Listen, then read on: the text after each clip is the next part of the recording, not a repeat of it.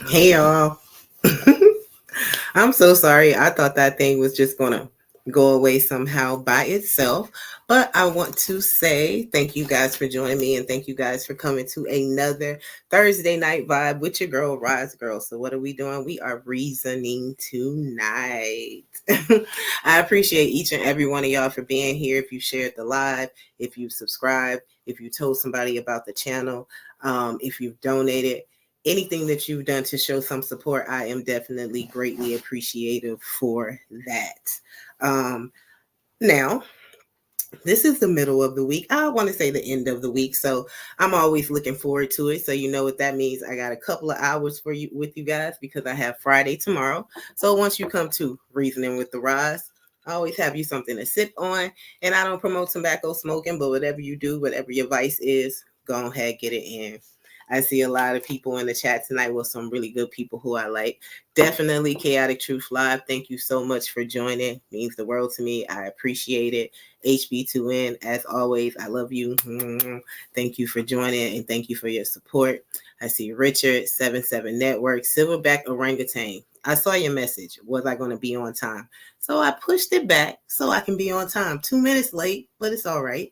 Seven Still, thank you, my great friend.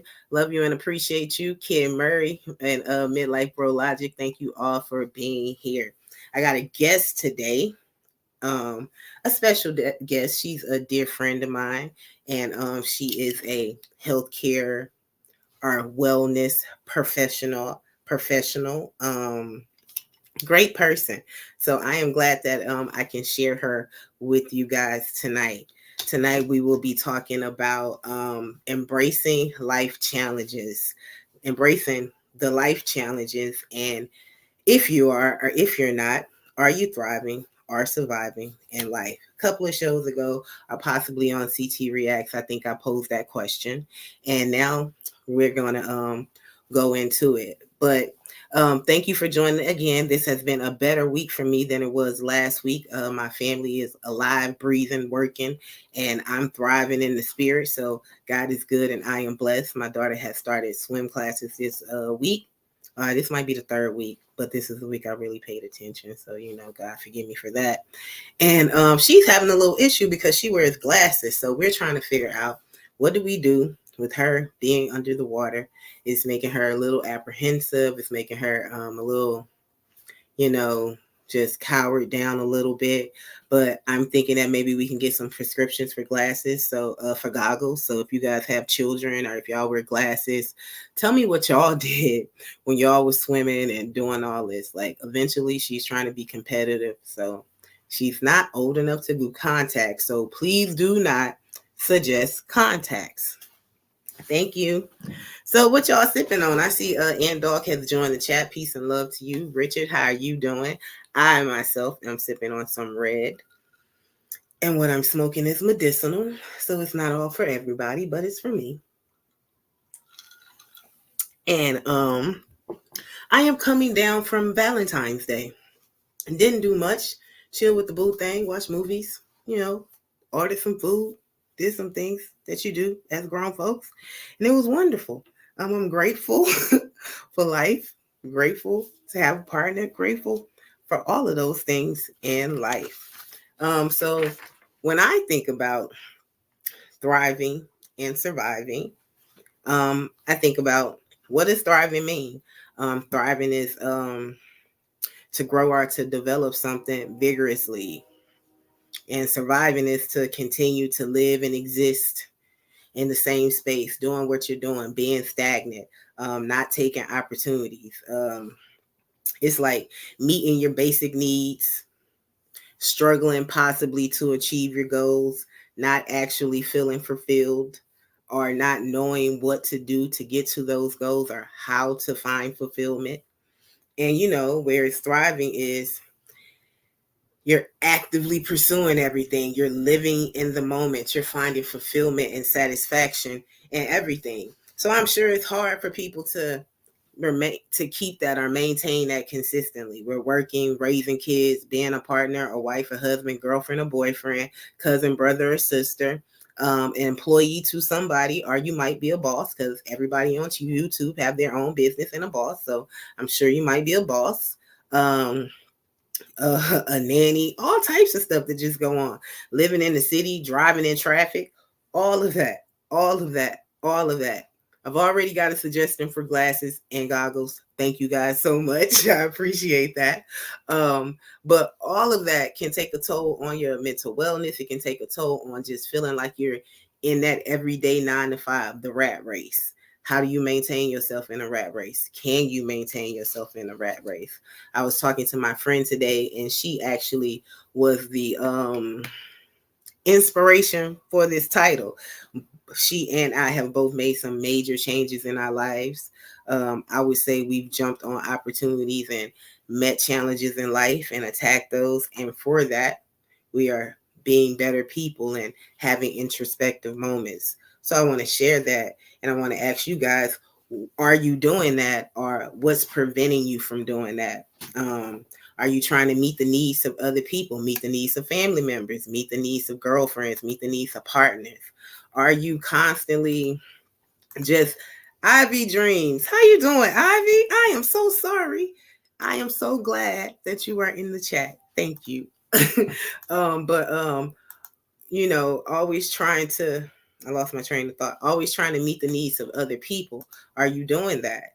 And is that holding you back from trying to aspire and fulfill your life? Do you know the difference between helping somebody and supporting somebody? Do you know the difference when it's time to pull back?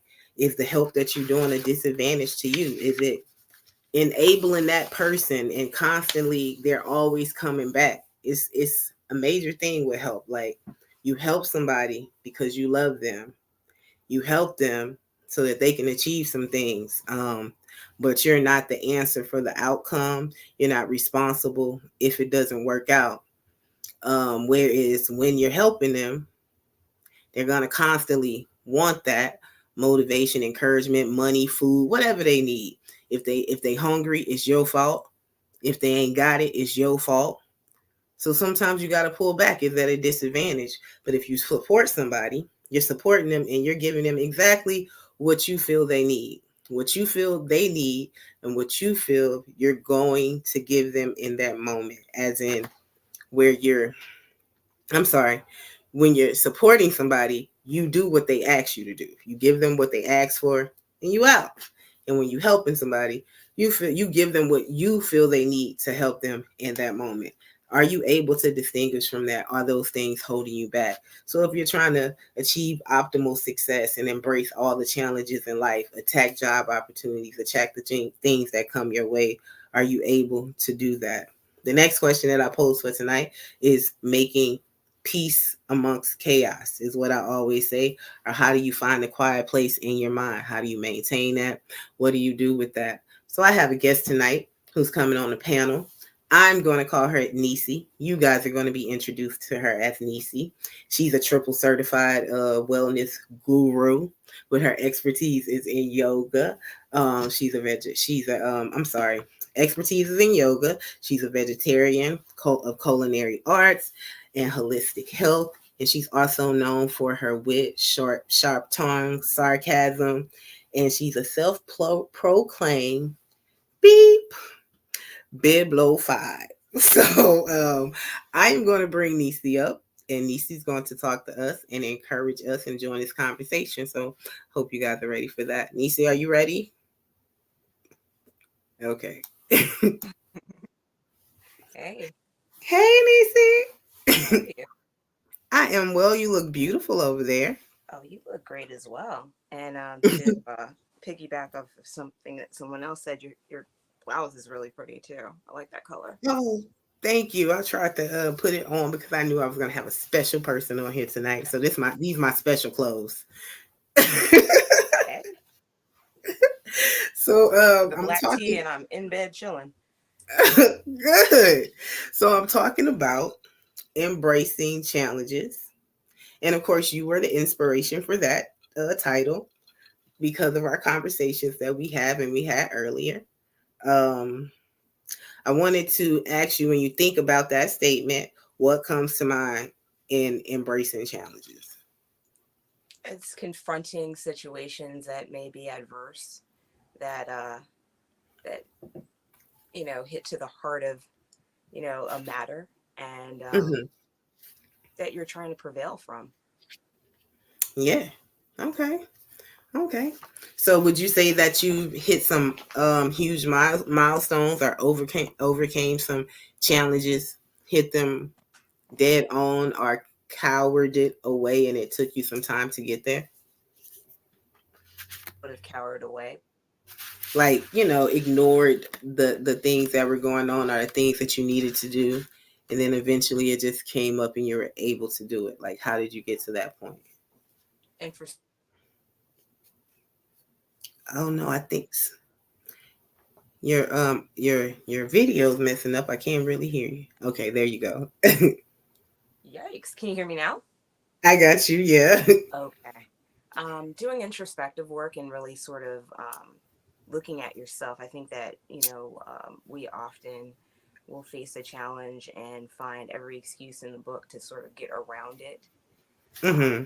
But, sort of looking at yourself and realizing that, perhaps there's some things that are within you that you really need to Yeah. faith. Hmm. You're right. You're right about that. So I mentioned that you are into holistic health. I Can am. you tell the people about holistic health and what is it exactly for those who don't know? Holistic health is taking a more natural approach to, you know, the way that we eat, the way that we live, the way that that we capture the things that are around us, or view the world. Hmm. At least to me, um, from a more natural standpoint. So you know, trying to eat healthy, trying to surround myself with good people, trying to work out. Hmm. I'm Yeah. really into yoga. Um, all of these things, and more contribute to just really having a better walk in life and being able to just sort of have your mind in a good space um, when facing this world, because this world is messed up right now. Yeah. I Yes, it wouldn't want to be a is. child. I really wouldn't. But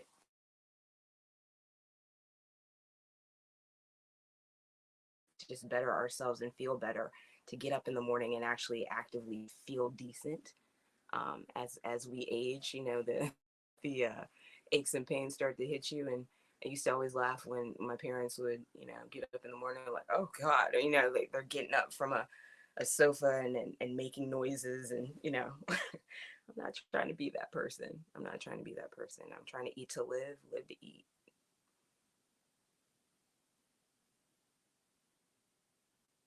Ooh, did the sound go? Can you hear me?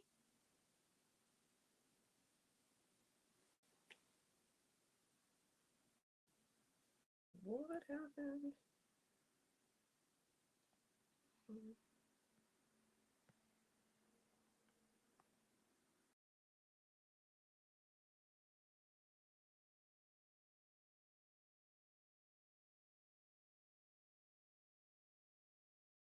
Can't hear anything. Can you hear me? I can't hear you. I can hear. Oh, you know why you can't hear me? Because my mic was muted. Oh, Oops. it's moving, but I don't hear anything. And I just started smoking. I am tripping already. Hey. I appreciate I appreciate what you said about holistic health and what it is. I think that is very beneficial and it's something that a lot of people don't recognize or that they don't put in the forefront as they should. I am definitely a proponent of that. Suffering from particular mental health issues, I think that holistic health is the overall optimal health that Western medicine or misses out on. Like it's treating ailments, it's reoccurring, coming back in the door. The business is you are sick. We need you to be sick so that we can continue to sell a product to you. And yeah, and I work in healthcare and I love it. You love it too. But it's for me, it's about the optimal health of it.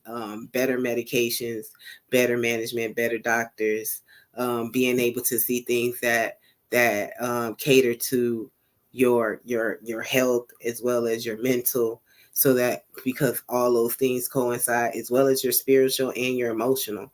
And like I say, those are the things that I think will bring people to optimal health.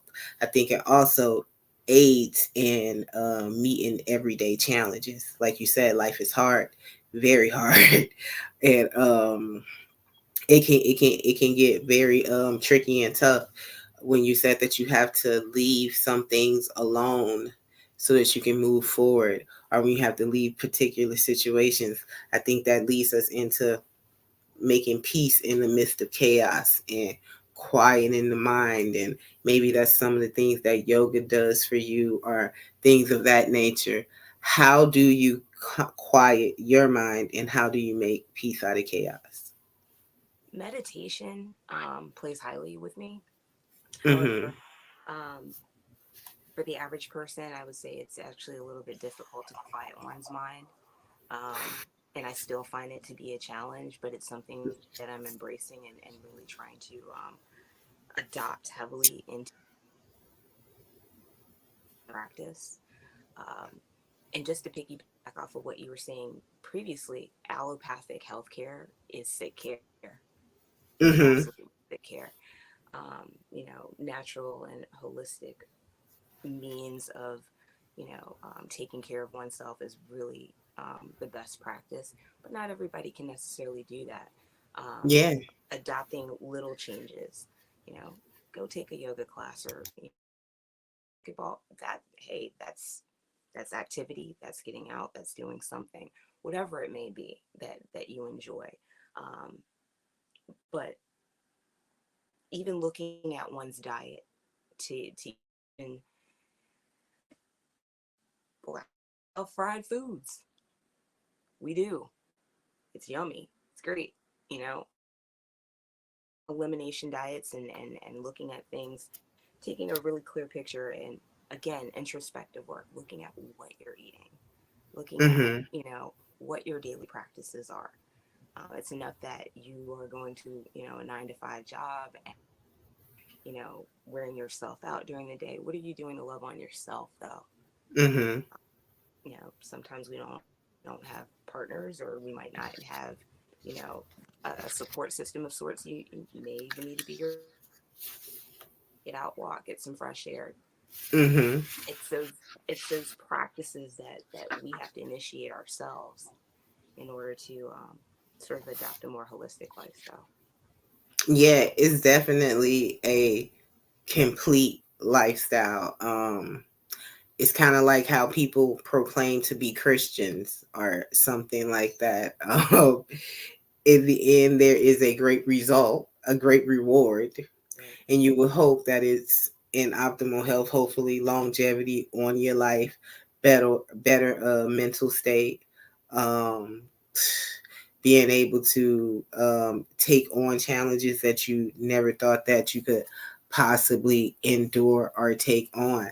I know that we're talking about these things and it sounds so simple and easy, like just blowing of the wind, but I know it's even better when people hear how it's applied, or the application of it in your life.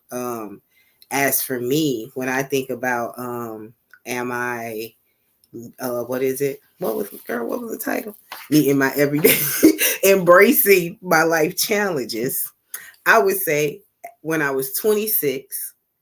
Hi, Foxy Moon. Thank you so much for joining. That is my sister in Hey, spirit. Foxy, I see her too. Yeah, I love her.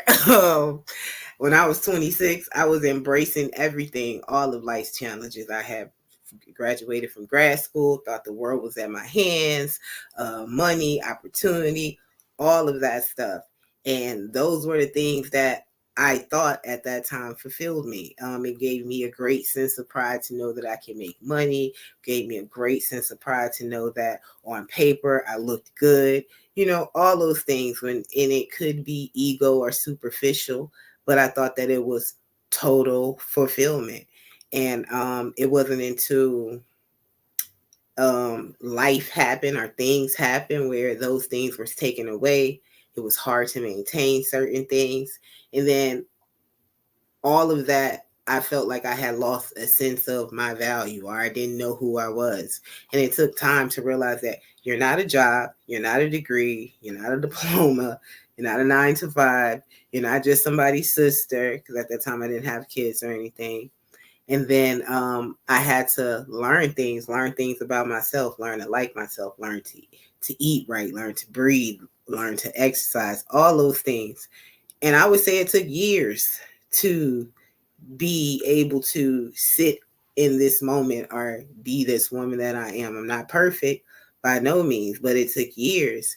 And I won't say, I would say now at 41, prior to that, some years prior to that, I felt the need to get outside of mommyville and take on opportunities again, because I felt like, oh, I'm a mom, so I gotta raise my kid. Mini me. I have to I have to follow her and she not follow me, type thing. But my friends and people are encouraging me that you still have a life, and I still have to find a sense of value outside of that and fulfillment. And I traveled again. I moved to a whole different state for better jobs, opportunities to coincide with the lifestyle or the things that I think should be, morally and legally considered right. Hi, city. Yeah, the DME area, DC. That is where Nisi is from, you guys. And that was hard, leaving a comfort zone. So you go back into that, the things that keep you strong, the tools that you built. Now you're in it. Now you have to apply all of that. Now you have to be strong, be faithful, keep on walking. Make this job turn into a management position, make this position turn into I'm owning the company, because that was the purpose of that move. That was the purpose of that challenge that you just are walking into and trying to, conquer. Wasn't easy, hasn't been easy, but I think that I'm thriving now because I'm taking on that opposed to turning away. I'm thinking about when people say, oh, I'm going to own me a business, or oh, I'm going to bring in some money, oh, I'm going to be an entrepreneur. I want to know, like, if when you're thriving and surviving, is there a point where you got to stop thinking that, or where you got to know that that might not be true? You're really not going to do, and you got to tell yourself, you're really not going to do that. You've been saying that for a while or something. Like, does that ever occur for people? Should that occur, or do you let them just keep on going in that? I don't know. I think at a certain point, you kind of come to the realization, am I going to sink or swim? Mm, And once you sort of, are at peace with your decision, at least, myself having moved to New York, which is a completely different monster. This place is definitely different from the DC. yeah, So, coming to the, you know, um, thought of, am I going to sink or swim? How am I going to do this? How am I going to make it work? Because I'm going to stay here. yeah, And then you start charting a game plan, you know? But I think only when you sort of look at the bigger picture, and again, introspective work, you look at yourself, you look at your yeah. situation, and you chart a path forward. Mm-hmm. And that's kind of, where I've been with this. Yeah. A totally different environment for me. And even as a military brat, I thought I could embrace anything. Mm-hmm. Different. This is different. Yeah. Definitely. Hell, I think I even told you once that I've even gone on a train in the wrong damn direction, and I really, think I'm a damn smart person, but it is what it is. Um, you have to figure it out. You come to that critical, point where you're just thinking, okay, how am I really going to do this? Mm-hmm. Yeah, I got on the train too. I think I told you that morning, girl. I done passed my whole job up, like on the train. But I asked for that, and I willingly accept that. Um, and that comes with that challenge that I'm trying to conquer. LA, I'm sorry, Nisi, just 1 second. Yeah. LA, I know that you want attention, and I'm going to give you that attention now. I am not a chain smoker, sir. I enjoy smoking. I can pay to smoke back to back to back. So that is none of your concern, sir. I can pay to smoke back to back to back. Nisi can pay to hit her bong or her pipe, like whatever it We're is. gonna call it a bong. I don't know about The no pipe bong. though. Yeah, I hate the pipe. I can't even think about it. Yeah, I can't even say it. It just has a negative connotation. So back to LA. So when you're over here, don't worry about how much we're smoking. Just join the party. Okay? Thank you. Now back to you. New York. You made the transition from DC to New York. How has that been? And is is it major differences or is it, I got To it. me, it's a big difference. I've only ever been here for certification courses and have the pleasure of being able to go back home to the DMV area. But now living here, this city can be overwhelming to an extent. Um, but again, it's a situation where I kind of had one of those critical thinking moments where I'm like, you got to make this work, and that's what I'm doing. I actually enjoy it here. There's a lot of rich culture, history, a lot of things to do. So, HB2N wants to come up. He does want to come up. HB, I am going to drop the link for you in about 2 more minutes just because you asked so politely.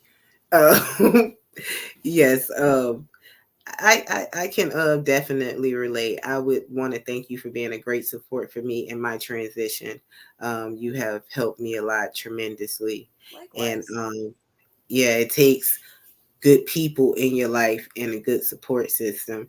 It takes people not taking away from you, where they see where you're dying and gasping for air, but their only concern is themselves living.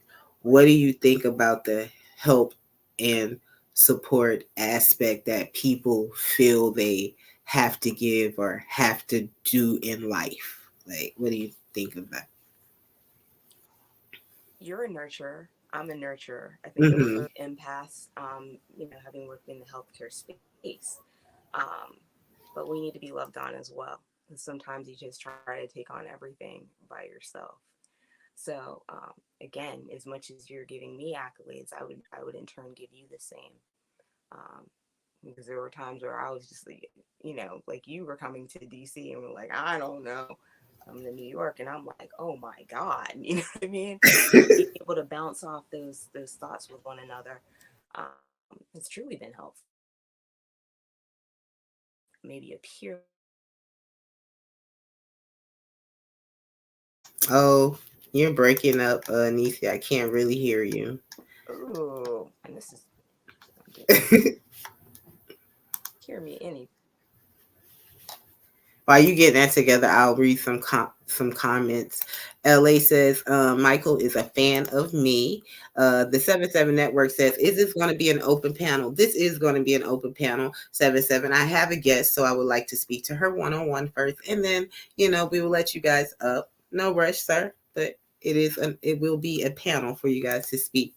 HB2N, drop the link. HB, I have dropped the link, so you can't hit that link. Foxy Premieres, my sweet sis. I love you so much. Thank you for staying up and Foxy joining has us. been awesome to me during my time here too. Yeah. Really? Oh my gosh. Yeah. I told her I'm coming to see her. Oh my God. Yeah, I love Foxy. Foxy is a gem. She Yeah, really.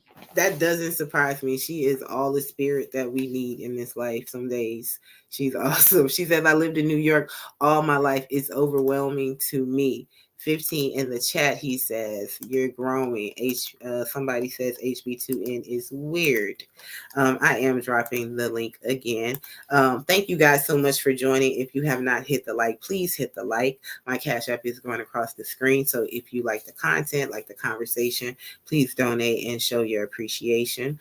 Also, if you have not subscribed to all the other people that follow 777 Network here for the Chi Child Listen podcast, Midlife Bro Logic, This Might Be Risky, Black Moses, the Blackish Cracker. If you have not subscribed to any of those channels, make sure you guys subscribe to that. And also the number one channel of them all, my brother, who I appreciate so much, the Chaotic Truth Live.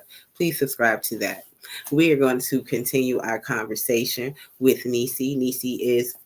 We are going to be active business partners, putting out content together, talking about a plethora of things such as healthcare, ganja, holistic care, entertainment in New York, things that go on in DC, a mesh of things that we are going to be putting together. And I can't wait for you guys to see it. And it is going to be a great time for us. So, yeah, what are the benefits of holistic living, Nisi, and how long have you been on your journey in that? I've been on an up and downhill journey for years. I wouldn't necessarily say that I've always been consistent. Mm-hmm. A work in progress. And when we were talking about, when you were introducing me and saying that, vegetarian culinary certification, I'm actually a pescatarian. I am too. I like my seafood. Yeah. I really do. And dairy, it plays very strongly, but I'm trying to slowly eliminate things. So I'm a work in progress myself. Mm-hmm. No one is perfection. Um, but it's just adopting at least or making those steps towards, you know, um, an active lifestyle, a lifestyle that, enables one to, I'll put it this way. You see people come through those doors daily. And I think it starts to make an impression on you when you're seeing Yes. young people that are, struggling with all sorts of sick care. And then especially, our middle-aged and our seniors. Most recently, before I moved away from the DMV, I worked in population health, and really seeing some seniors struggle.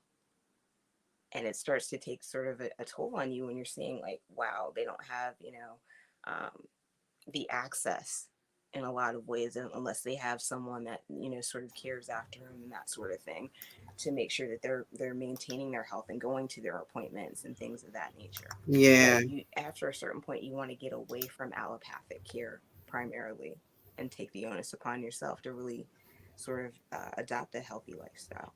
Yeah. Yeah. I think about the senior population daily. My grandpa is 86 now. He lives with my parents now in Houston, but if he didn't have us, like, to keep him, he's in great health, but the things that this world now is, he is far removed from that. So it takes someone to be there to initiate appointments, initiate what is it, like, continuity of care, to go to these, just to manage yourself, stay up on things, and they get lost in that race if they don't have children that care, siblings that can do the things that they necessarily need. Like, it can be definitely difficult for them. I love working with the seniors. I'm kind of glad you said that. I have a lot of friends and family who take care of their family members or aid their family members, and it can definitely be difficult. But we need more of that. Like, we need more things for the seniors. Like, it amazes me that a lot of them can live so long and put in what they put in the world and in society, and in the end they're like struggling. But I guess that would be everyday life for everyday people, maybe. To an extent, I think also what really sort of changed my perspective is, having cared for my mother shortly before she passed, Mm-hmm. and looking at the team of therapy workers that were coming through for physical therapy and things of that nature. They're All right, that's what's HB2N. up. How you um, doing? but to come through and Hey, HB, 1 second. Do your thing.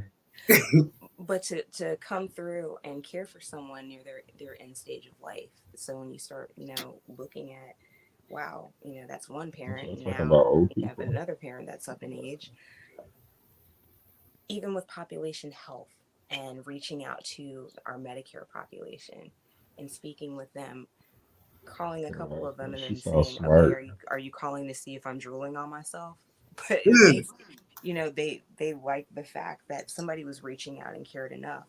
There are a plethora of seniors that do not have any sort of support system, yeah. and that's kind of where it's at right now.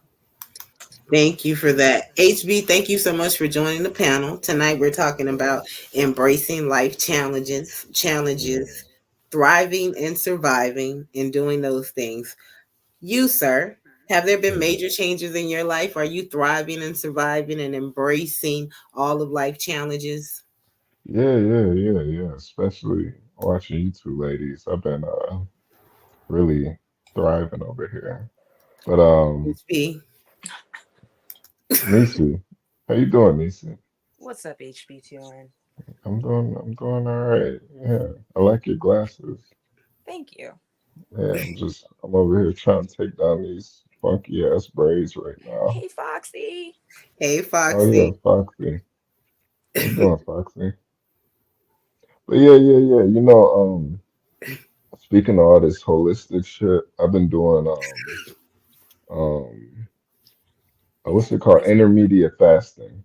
Okay, Intermediate fasting. Yeah. that's cool. And yeah, I like that. You know, I feel like I don't eat as much now, and I think that's like a good thing. You know. So, what are the benefits of it for you, and what are you trying to get from it when you're fasting?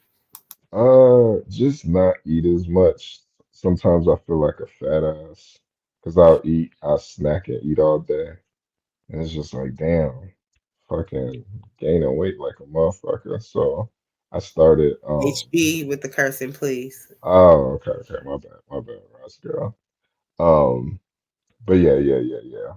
So, but I do feel like you feel a lot more spiritual the longer you go without eating, and your mind starts moving quicker. Like sometimes I feel like I'm on crack or something. Like it's like I'm moving and grooving, and it's like I'm just not eating. That's literally all it is. Mm-hmm. And my when I eat now, my appetite isn't as much. Like I can eat and then just stop eating and not be feeling like, oh, I need to eat something. And but I think the biggest thing I had to figure out was the water I drink. I gotta drink. Can y'all hear me? My Yes. bad. Hold on. Let me take these headphones off. Definitely hydrate throughout this process, though, whether it be coconut water or water itself. So, HB, in regards to like your everyday life, have Yeah. there been any major challenges that you have basically set and conquered that you probably once had fear to approach? Oh, nah. I'm not afraid of nothing. Oh, that's good. Yeah. No. Nah. I like challenges. That's I appreciate challenges in life, you know. Hmm. Lord have mercy. Yeah, I'm about to get you out of I'm here. sorry. No, I was saying hello. Yo, Thank you, Foxy, for joining the panel. can you Roscoe, can you take this message down? Listen, I'm a black king and I got hair. If There you we got a go. problem with Yeah, my hair, he's just trolling. Like yeah. If you got Yes, a it is. problem with you my hair, can't give your energy out like that. Yes, that's it your is Can't give your Black. energy out like that. It is Black History Month. You can refer to each other as kings and yeah. queens. You will see men over here with a beautiful mane, and women you will see them too. Yeah. Sir, it is Black History Month. So Roz, Roz, are move you? forward. Hi, everyone. Nisi, I loved the interview that you and Roz Girl had. Yeah. HB2N, salute to you, sir. Foxy, God bless you. And I hope all is well your way with positive energy. Thank Yeah. you, Seven. You're One welcome. second, please. Oh, Thank I'm sorry. you for joining the panel. I appreciate you here tonight. We're talking about everyday life and challenges, thriving and surviving in life. What do you have anything to say on that topic?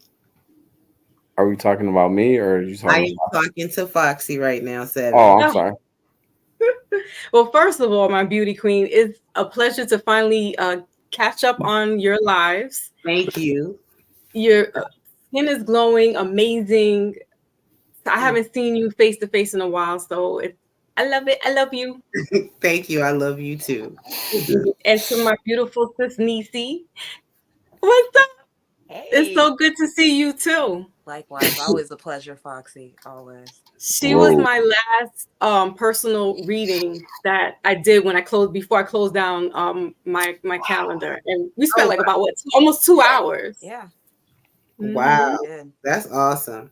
Wait, It really was. So to what, see her here, it's like divine intervention and just like that rotation, like you know how synchronicity just happens. You're like, what? Like, what are Yeah. the odds? Mm-hmm. Because I Yeah. never get. So yeah, what, and salute to HB and to Seven. uh, So the everyday life, as I had mentioned in the chat, for me, I live in New York City, specifically the Bronx, is one of the poorest boroughs of the five boroughs. Ooh, So there's a lot of child. crime ridden, and the fact that we're just so on top of each other, it's just overwhelming. It's Mm-hmm. Yeah. overwhelming. But yeah, like evolution, like how you explain, from your 20s, certain things happen in your life, and now you're at a place where, moving from one state to another, Mm, different cultures going on around you. mm, Um, I didn't really move too much, and every time I did move, it was like New York just sucked me back in. mm, So, I'm here until I can't no more. Um, but and for those that don't know, I had my first born when I was 15, well 16. I was pregnant when I mm, was 15, and I gave birth when I was 16. mm, So that was just a life altering change. I mm, didn't even think in my mind that I wasn't going to have this child. In my mind, I was like, nobody's touching my body. mm, Mm. So I went along, I didn't really know. mm, But my family supported me. They rallied behind me. My mom tried the best that she could, but she was like, "You got to get out. Now we're gonna put you in a group home." So I was damn, like, "All at right." 16, at 16. At 16, yeah, because she was like, "Listen, I got two other kids to take care of, and I can't do it with another mouth to feed." mm. Wow. So be it. So it was a good experience for me. It was scary, but it was good. I learned a lot having to defend myself and learning, just how to grow up and be an adult. I was taking on an adult responsibility by Yeah. being a mother Yeah. at that age. So why not just, um I think and then Rod's girl accidentally left. uh-oh. Uh-oh. Yeah. She'll be back. She'll be back. Yeah, that's that StreamYard does that. But anyway, I'm gonna Hmm. wrap it up What really quickly. happened, y'all? So moving forward, I'm things sorry. happen, life happens. I did get married eventually, not to my daughter's sperm donor, Baby's but father. Baby's father. yeah, at the time he was baby daddy. And we were both 15, and he was very scared as well, and Mm, was like, I can't do this. So I held a right. long, hard grudge for him for many, many years. But then when I grew up, like when I mentally grew up and spiritually grew up, I Mm, couldn't be mad at him because that's life. That's a very scary thing to be a teenage father. yeah. Um, so no harm feelings, except that he doesn't speak. He's never spoken to his daughter. He doesn't know what she looks like. Like he just basically turned Oh, his back. But God brought me somebody, and Yeah. we have been married for almost 30 years. Oh, congratulations. That's Yeah, awesome. That is amazing. yeah. Wow. It hasn't, not all peaches and cream, as everyone knows, but Mhm. it is what it is, and Oh, that was and wonderful. the fact that somebody saw in me, this powerful young woman, with the child, going to school and just trying to make things. He was in awe. He was in awe with how I was handling my business, and basically just was like, I gotta marry this girl. I like oh, I'm sorry. My No, fault. yeah, but so it's a life. I like I said yesterday on my live, it is a great lesson. While you're here, learning these things. And if you go on a spiritual journey, it's worthwhile. Like HB was saying, when fasting and your body feels different. You can be in tuned more better with nature, with whatever else is around you. It doesn't necessarily have to be spiritual, Yeah. but it does help. And that's one of the things that happened to me was I stopped eating certain things, and because I wanted to clear my pineal gland and get more zen and get more connected with the astral world, if you will, or the Can I spiritual ask a world. question real quick? Can I ask a Yeah, go question? ahead. So, okay. So, because I'm really into that type of stuff too. Maybe not to the extreme, but so like as far as fasting, because I know HB was talking about it and you mentioned it right there. I have this thing. What I do is it's like I don't know where I created it or came up with it, but here it is. So, there's a thing called what is that diet called? Where you hang on a second. What is it? It's called. I can't think of the name. Hang on. It's like not vegan. It's not a vegan thing. It's called keto. It's like keto, right? Going in that direction. Okay. I couldn't even think of the name keto. I'm sorry. I'm so my mind is in a different place. I was in an accident a couple weeks ago. Excuse me. Actually, a Okay. month. Actually, a car accident. A month to today. Sorry to hear One that. full month. But here we go. So excuse me. My brain's a little cloudy. But it's a keto, but I made it like this. It's it is a carnivore diet mixed with if you're not familiar with a carnivore diet, it's a mainly meat diet. Pause.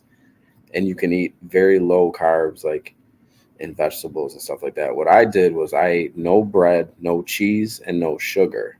That's If you paleo. guys try that one, because with keto you can eat cheese. I took the cheese completely out. I took bread out. Anything white grain, no white rice, no pasta. I'm Italian, so that's really hard for me. That was like a sin, against my culture. But and that's something that cleared my mind, that had me feeling like more than just cleared my mind. I had energy like I never had since I was 16. I was I don't know. I wanted to punch a tree and knock it over. I just felt super powerful, and your mind is clear. You say what you really mean. When you eat like a big meal, Roz likes to eat a lot of big meals. When you eat it, she does. She gets super high, He's a Taurus. That's what Tauruses do. respectfully. So when you get super high and you sit back and you eat some junk, paleo. Okay, yeah, I'm gonna check that out. When you get super high, Yeah. and you eat some junk and you're like, you feel like trash. You are what you eat. I just went off on a rant. I'm just gonna sit back and shut up, ladies. Go ahead and keep talking. Excuse me. Go ahead. But just to piggyback off them real quick, Yeah. definitely look up anything that's paleo. What is that paleo thing? Tell me, Nisi. It's I love literally you, by what the you way. just Nisi, described. I love you, Nisi. I mean, Talk to honestly, me. it's literally what you described. Talk to me. Oh, I'm going in the wrong direction. But practical paleo. Okay. Sing. Pictures, whole nine. You definitely want Now, to look that okay, up. but what is it though? What are you eating? Tell me that part. I no longer practice paleo. Have you ever tried the carnivore diet? No. Will you try it? No. Are you a vegan? I am a pescatarian. Is that something that doesn't eat without? Wait, you don't eat stuff that has legs? So it's It's fish. pretty much Yeah. fish. I think vegetarian with fish. Vegetarian with fish. Do you eat carbs? Yes. Would you Very eat? limited though, for the most Would part. you eat a pizza with me? Yes. No. It has cheese. I'm vegetarian. I'm lacto Yeah. ovo, so I It still would eat have to have dairy. like sardines on it. Would you eat one with sardines on it? I don't like sardines. No. But that would be pescatarian. Yeah. Oh, okay. Okay. So no cheese. No, I eat cheese. Oh, you like eat dairy. cheese.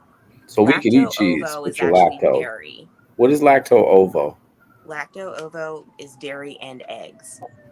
However, with a vegan, they adopt a little bit of a different approach, and they don't like dairy and eggs, and some with honey, just anything that comes from an animal. I do what I like to do is I like to do push-ups and I put lotion all over my chest after I do it.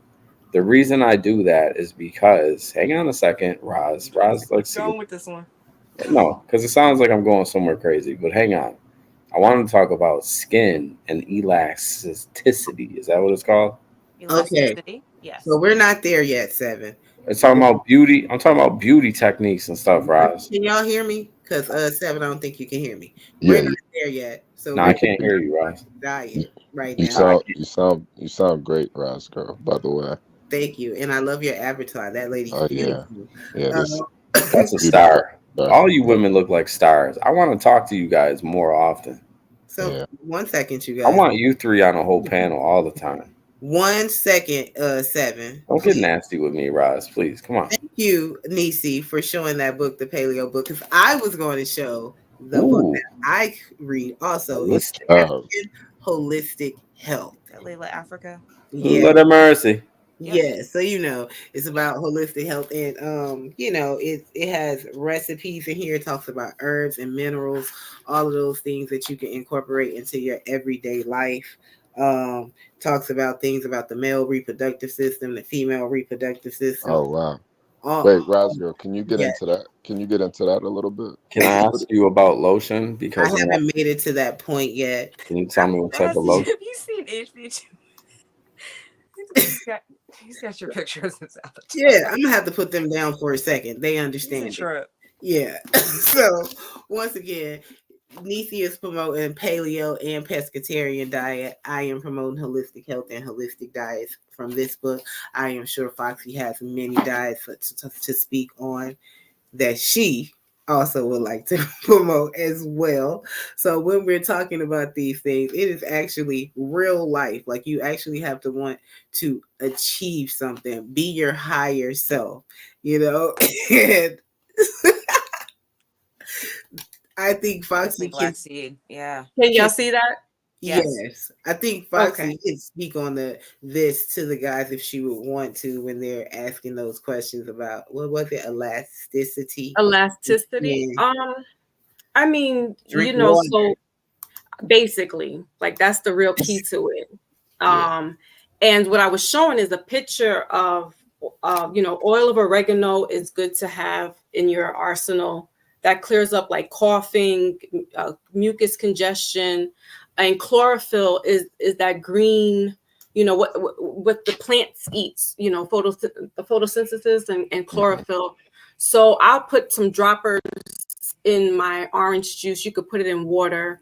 And then this black bitters, black seed detox. It's a detox bitter that has everything in it as far as roots. So like there's sea moss in here. There's cilantro, Mm, spearmint leaf, red clover. spearmint uh, leaf is wonderful. yeah, yeah, and burdock roots. So I purchased that not too long ago, and then it also in that bitters it explains. I mean, you really can't see it, but it's That's a coming from comprehensive Africa. blend too. Yes, Wow. it is. It has the immune. It covers your immune, the kidney and spleen, your blood and lymphs, rejuvenation support, skin detoxification, and your lung support. So I had to because I was like, I can't just do this sea moss. And then I saw this like in one of those like holistic food stores up in the Bronx where I'm at. And Mhm. Yeah, baby, I hear they have a lot of sea moss. energy. Mm. HB, did you want to speak on what Foxy was saying? Yeah, yeah. I hear they have like a lot of sea moss in the Bronx and Yes. off of Fordham. Of yeah. I wanted to double back. Rosger, you said something about male reproductive Mhm. health.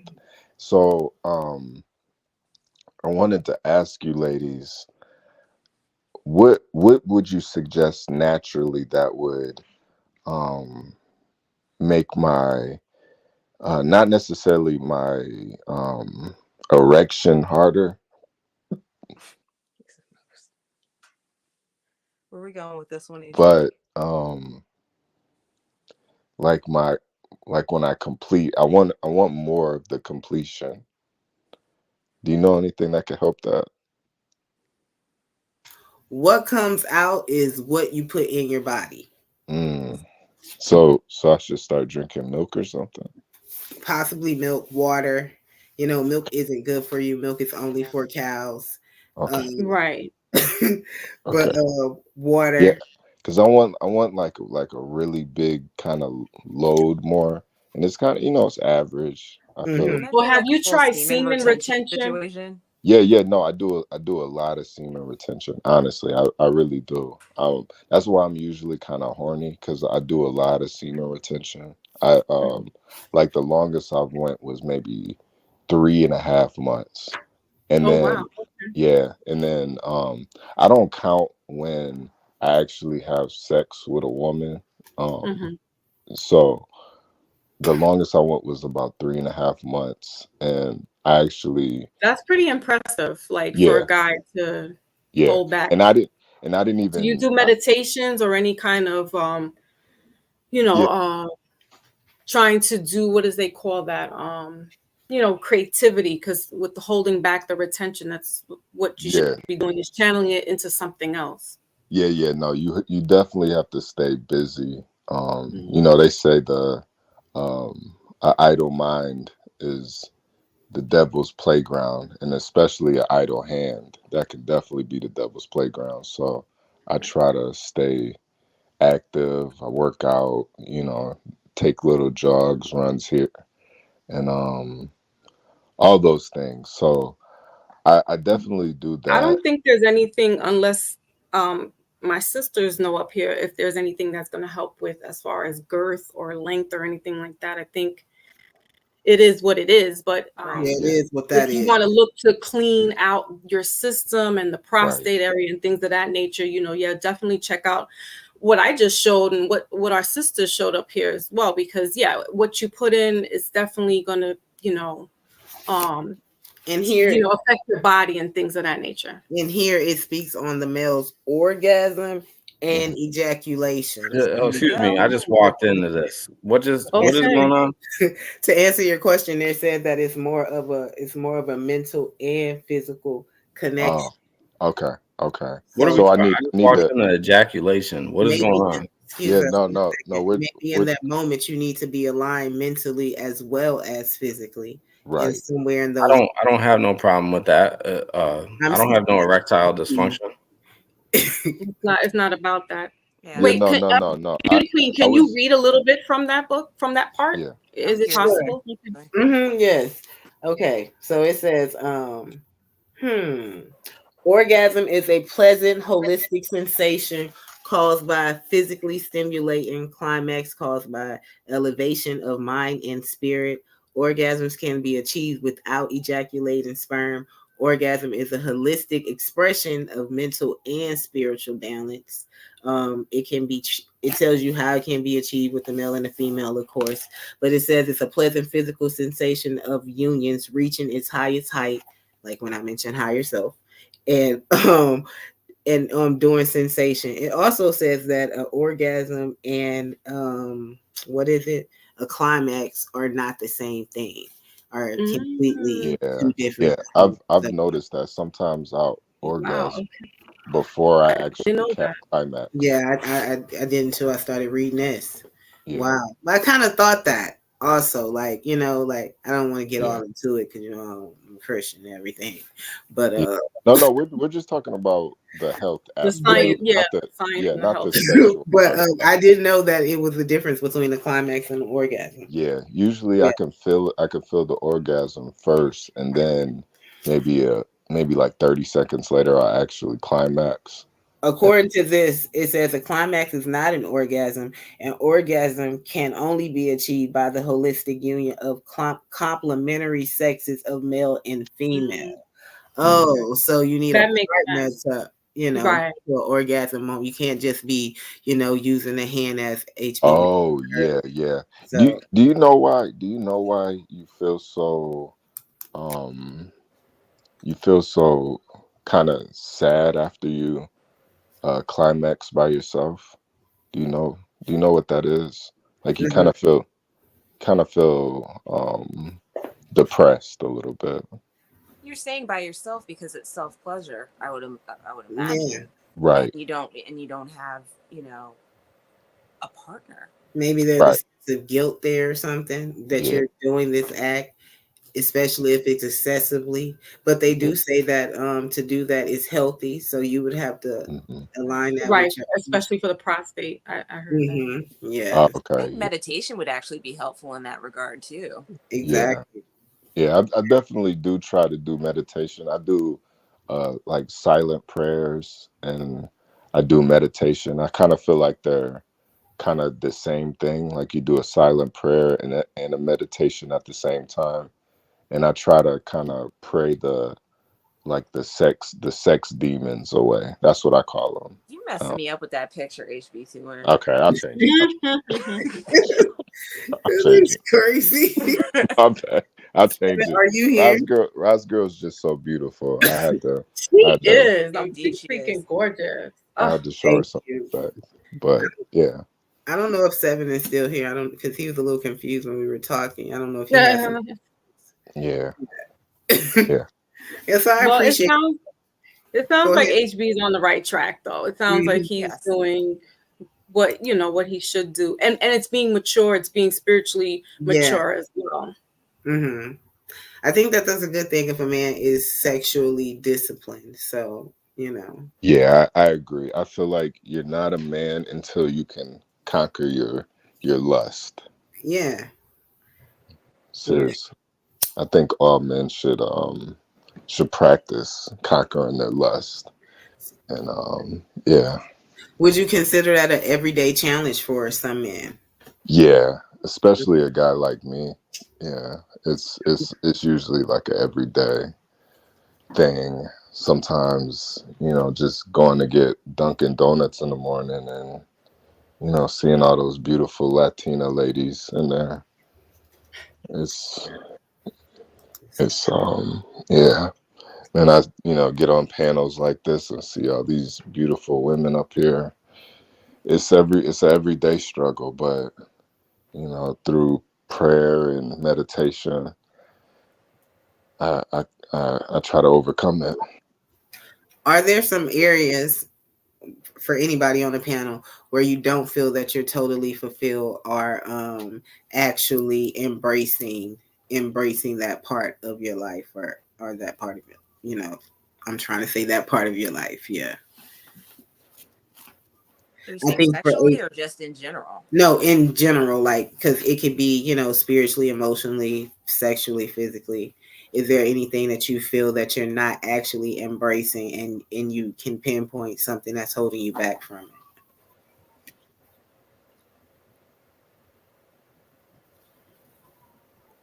it? Anyone?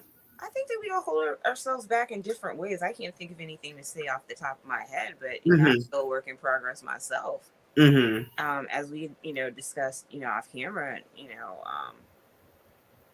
going from survival mode to thriving. When Yeah. I thought everything was okay, I then did a deep dive into introspective work Mm-hmm. and kind of identified some areas in my life where I was really walking around thinking everything was okay when it wasn't. Yeah.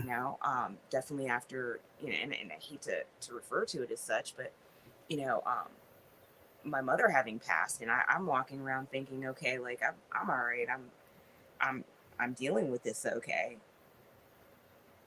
Really wasn't, and a lot of those behaviors sort of rubbed off on other people Yeah.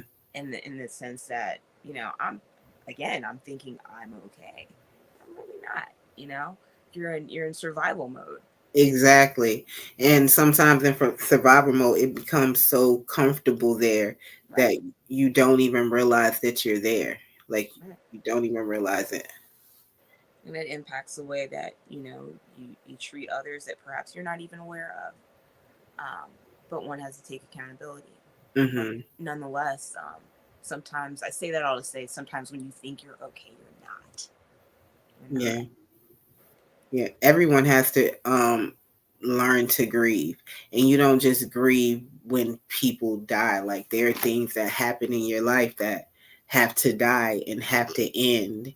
And you have to learn in those moments to grieve through that and allow yourself to get through that. And we just become so engrossed in covering it up and not facing it that it's just so masked and suppressed underneath the lie. It lies dormant. So if you're speaking, Nisi, I can't hear you. I'm sorry. I'm not speaking. Oh, Uh, okay. yeah, she's just listening, Roscoe. You Well, mine probably is delayed or something. I don't know. But yeah. What? nah, I just shook my head in agreement, but Oh, yeah. I okay. think I think you're high I'm rise. gonna be there. I'm almost finished with the first one, so forgive me, you guys. Yeah, I think you're Um, just a little high. What do you guys think about what Nisi said? Sometimes you can be in survival modes, living every day, paying your bills at the end of the month or at the first of the month, Yeah. rearranging this bill, filling your refrigerator up like this. I was gonna say ice box because I'm country and I'm from Texas, but Mm, filling your ice box up like this every other week. I mean, just like in survival mode. But some people feel that's living because you don't know no better or you don't aspire anything else. Like how do you get out of that? How do you recognize that that isn't the place to be? no, I totally agree with Nisi. I felt that before being in survival mode, but I think make it. Oh, Ivan G, what's up, man? Ivan, Hey, hey, What it do? what it do, man? Go What's ahead. up? What's up? Yeah, yeah, yeah, yeah, yeah. But cat yeah, daddy. but yeah, just feeling, I love it. sometimes you might feel like you're in survival mode, but I think investing that definitely helps in building for a future. And as far as grieving, I think it's natural. You know, sometimes you really just gotta take time to really appreciate people when they're here and appreciate them when they're gone too. And just remember the good times. Sometimes you gotta let the tears out, you know. But I don't think there's anything wrong with it though. Mm, yeah. Ivan Black Moses, thank you for joining the panel. We're talking about embracing everyday life challenges and thriving and surviving in life. Or how do you feel you're thriving and surviving? Have you embraced life challenges or, come to a crossroad in life where you had to make some decisions? Go ahead and speak on it because I know you be having things to say about stuff like this. Yeah, I guess I would say I'm thriving in what I've been shooting for as of late, and I think you noticed because I've said it, is uh removing desires and removing wants and just focusing on the very minimal needs. It's called minimalism, simplicity. I've been reading the Tao. So, like I've been saying, I have no disappointments because I have no desires. I have everything because I really want nothing. So I'm kind of just there right now. Well, as far as surface wise, I've been eating too much and I ain't been working out, so I've been gaining a little weight. I need to get back on that, but I would say I'm It thriving. doesn't show. There's a I lot of was gonna stuff. say you look real skinny.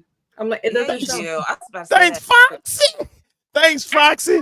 Yeah, but I don't know. I don't really get deep like that. I just don't.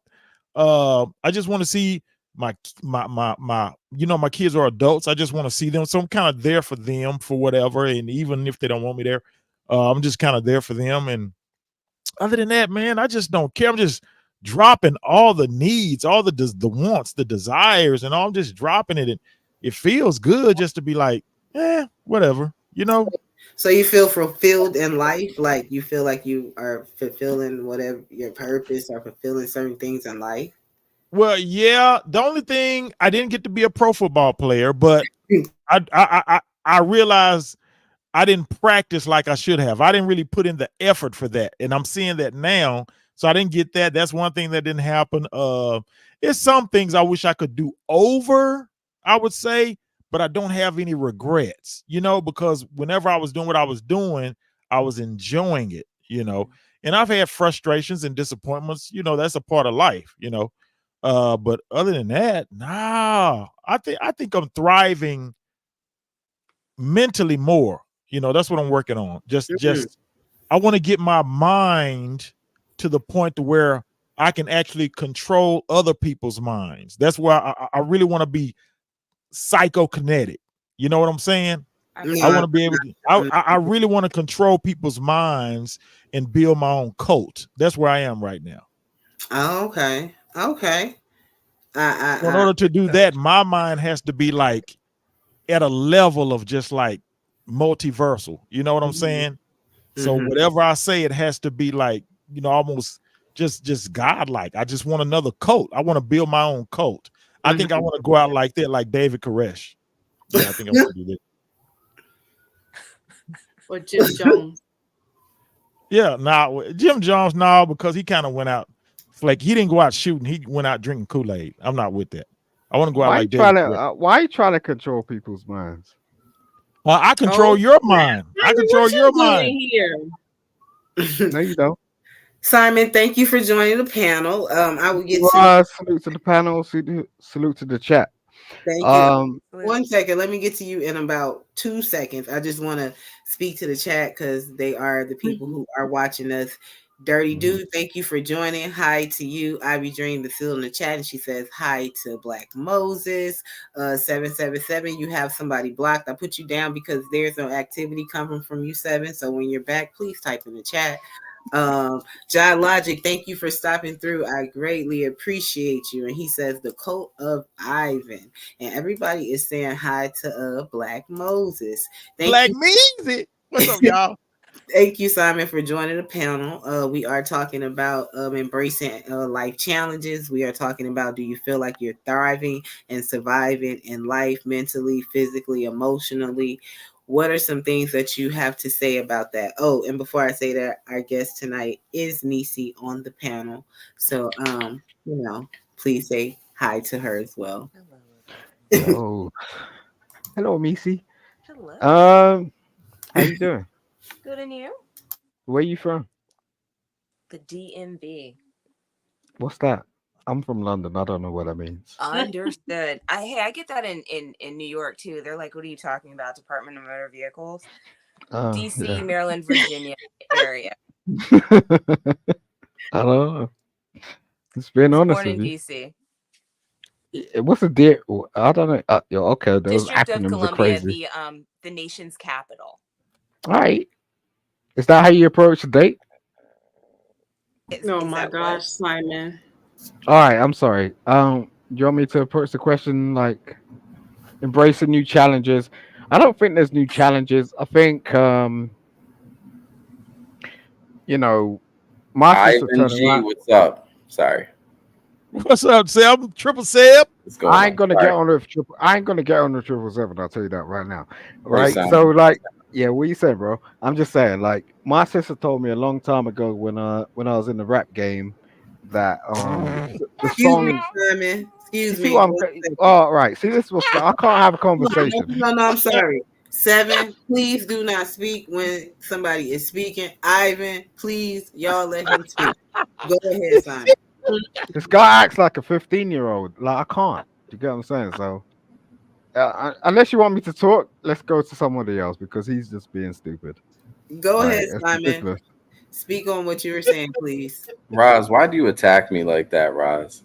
Yo, I'm in Who's throwing out raspberries? Like that's it's really No, I ridiculous. love Like that you need to accent. grow up for real. Like, but anyway, Lord have mercy.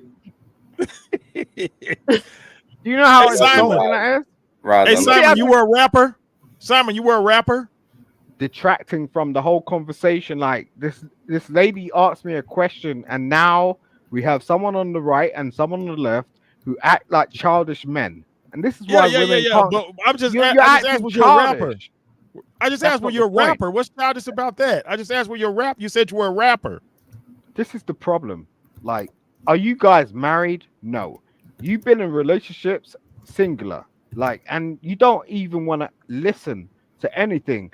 And the fact of the matter is, it's really bad. We're in 2024, and you want to act like childs? You want to act like children? People you're supposed to be raising. How do you expect women to actually sort of have any sort of real interest in you when you're acting like this, stupid? Look at your giggle. Like, look at that. Look, your head swiggling like a 2-year-old. It's just that's ridiculous. You Okay, know what so I mean? It's really ridiculous. Simon, you don't know that's black Jesus, black Moses. yeah. So Simon, are you thriving or Wow. surviving? I'm And He's good. losing. I'm He's losing. and, Simon is the wow. trip. and You what are know, you God gave us laughter. You know, Roz. Remember when you used to laugh? You and can what do you laugh think about approaching you can everyday laugh life and rest in you challenges? can laugh and rest in pig spit.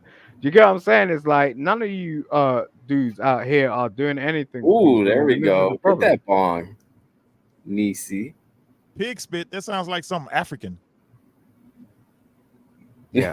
Nisi, hit that bong, Nisi, for me Do you know one what time. Africa I looks am like? not Have you doing been to that Africa? Jesus Christ. on camera. What are you talking about? Why do men act like this? It's wild. But nonetheless. Because they think I'm playing with them. So I'll chime in with the, what was it again? Like as far as what you do, One what you second. want in life. Yeah, 1 second. I have to put you guys down because I need order on the panel. I don't want to have to do that, but I will do that. And I have to put all y'all down because I don't want to pinpoint nobody out. But if you think it's you, it might be you. So please, I am trying to run a show here where people can hear points of views, where people can hear everybody advice, and they cannot hear that if we are talking over each other and addressing nonsense. I got to go to work tomorrow, so I only have so much time and so much tolerance. So will you guys please respect the panel, respect the guests that we have, and let's just have a really good vibe. At the bottom, it says Thursday night vibe. Relax, chill out, and breathe. I respect that one. Hey, Ivan. No, I laughed. Hey, Simon. I don't know where 7 went, but let's go. Jesus. I have a real problem with men that act real He's having a ignorant whole around temper women. tantrum in the back. I really don't, man. I really don't He's understand it. in It's the back chat wild. just saying stuff that's like, all right, you know what? Teenager I activity. had to say What? something because you come after my sister, please. It's okay. He'll get over it. Go ahead, Simon. What do you think about everyday life challenges? Or what's going on with you? Do you practice? Exactly what we just experienced. Okay, Exactly what we just experienced. so you deal Every with day. men. So you deal with men approaching you and being disrespectful to you on a daily basis. No, I don't. I don't experience people disrespect me on a day-to-day basis in general. What we find is that on YouTube, people feel like they can like do some stupid stuff. Do you get what I'm saying? It's like fine, but I've never had anyone around me like that. That's why I have a level of consistency in terms of my relationships and the relationships I have with people because I'm respectful. Like no one's about to do some wild shit and go, oh yeah, this is that. Blah, blah, blah." It's like, why would you want to do that? Like when you're trying to have a real conversation, especially when you're in the presence of people that have lived. Do you know what I Mm-hmm. mean? It's like it's taken us a bit of time to actually get here. Mm-hmm. So when someone turns around and starts disrespecting shit, I find that wild. Mm-hmm. Like, it takes a while for us to get here. There's not many people that are on earth. We've been around people that have lost their lives. When you say You it know, takes a while to get here, where is here? Like where is here? to a new level of enlightenment so that we Well, understand what we're talking about. Mm-hmm. You get what I mean? It's like and be able to embrace people that embrace us. We gotta Mm-hmm. be respectful about that, man. Like when I came across you, Raz, I was like, Jesus, like I ain't seen your channel. So I looked at your channel, I was like, wow. You get what I mean? But 2 days before that, I would have quit YouTube. So Yeah. it's just like, do you get what I Oh. mean? So God turns around and tells me something. Now it's like, okay, I'm learning now. Do you get what I'm saying? Like Mm-hmm. as opposed to just bullshitting and Yeah. going, oh, I'm gonna make this a Disney joke. Mm-hmm. Where like I don't like that. I don't like it at all. I'm sorry, but if they Black, want to do that, that's cool. would you like to respond to what Simon is speaking on?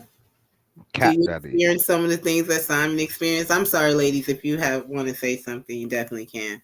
I'm listening. Ivan, Cat Daddy. Go Cat, ahead, Cat Daddy. Were That'll you be the first and asking last time I'm me? calling you Cat yes, Daddy. go ahead, Cat Daddy. I I would just like to say this.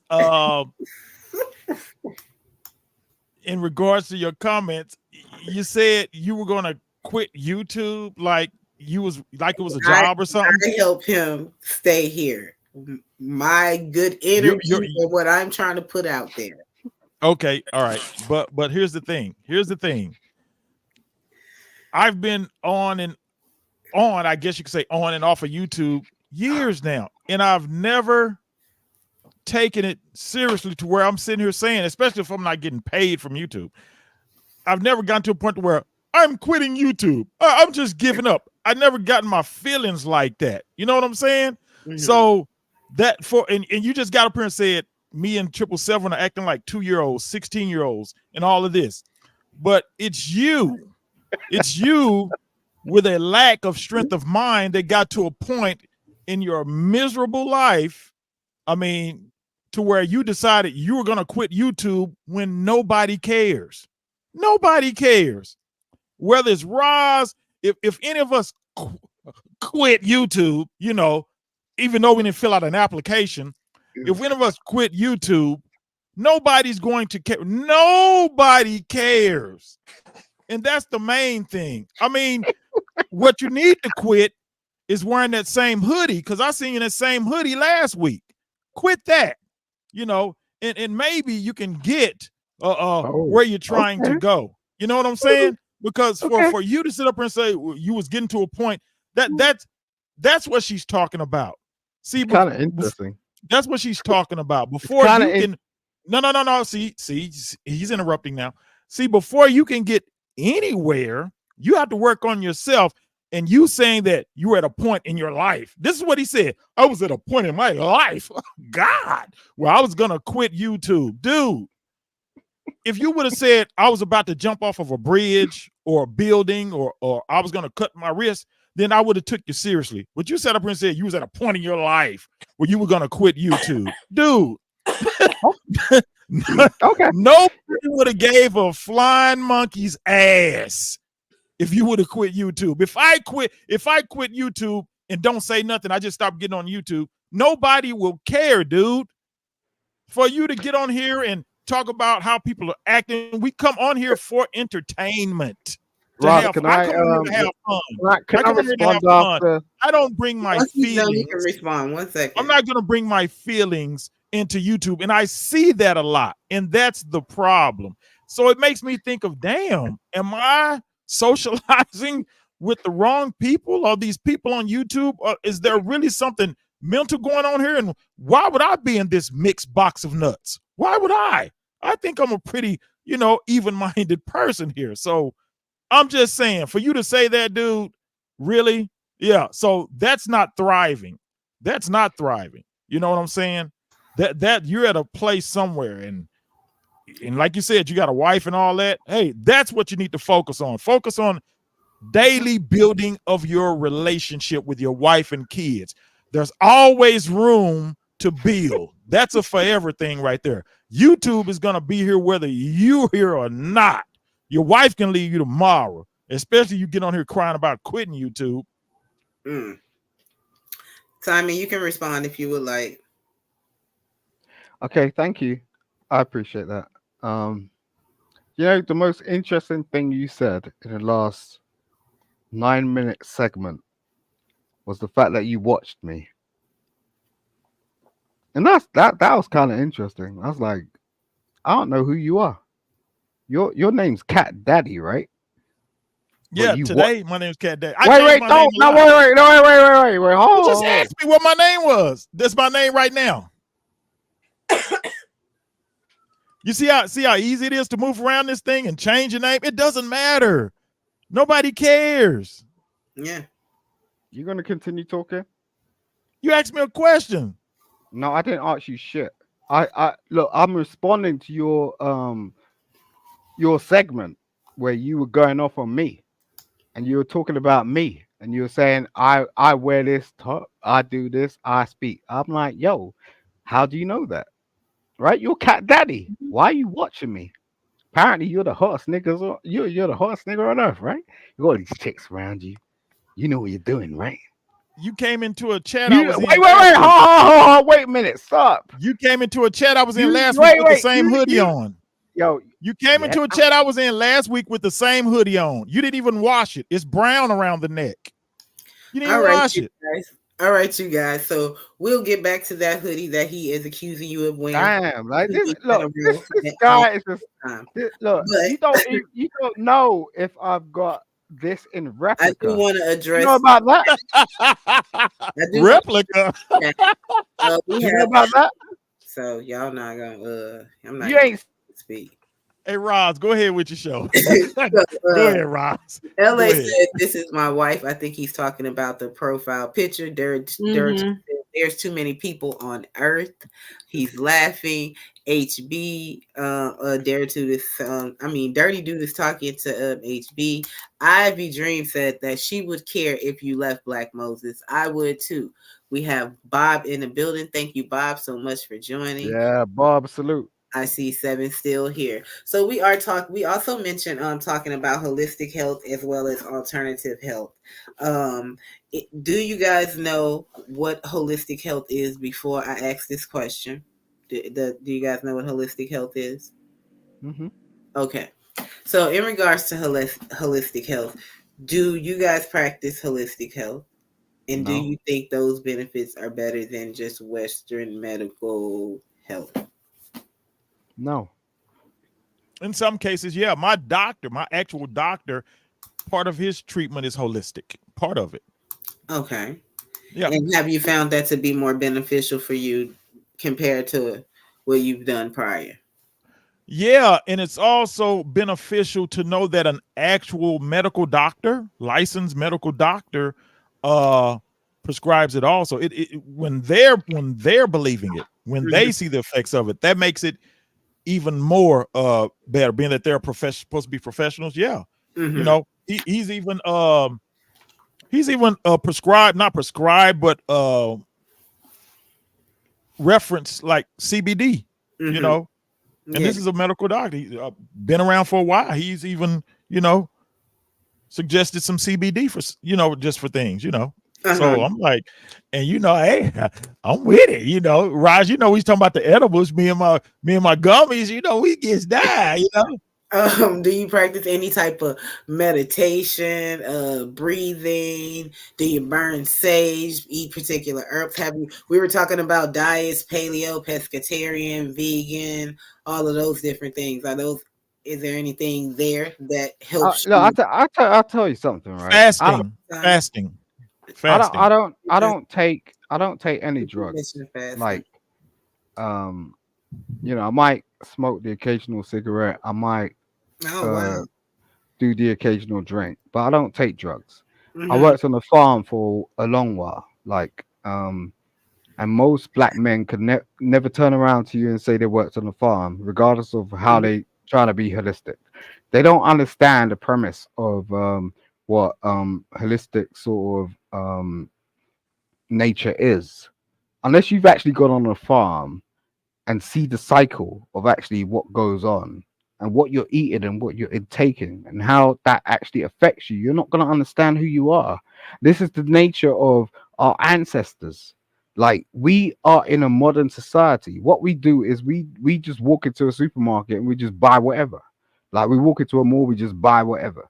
We don't even want to like recognize that stuff. Do you get what I'm saying? But no one's about to build anything. I don't know any man that could turn around to me, however hardcore they are, and say they're gonna like take a chicken's head off just by swiveling them, because they don't even know what that means. That Gangster. is very What does true. that mean? What does that mean? Have you ever swiveled a chicken? Choke? Nah, I ain't gonna do that. Yeah, you ain't doing that because you're walking into a Nah, supermarket. What you nah. want, you don't want. Look, most people nowadays don't even mess with bone meat. They're like, yo, I just want, you know, to get through.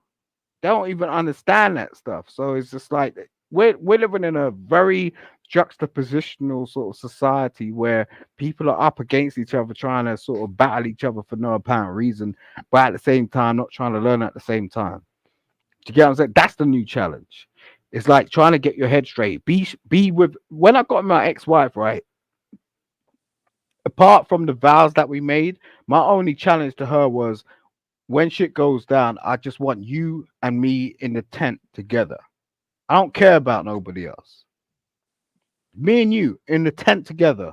If our child's sitting there, whether she's 3 years old, 6 years old, or 9 years old, that's us, because that's what's gonna happen.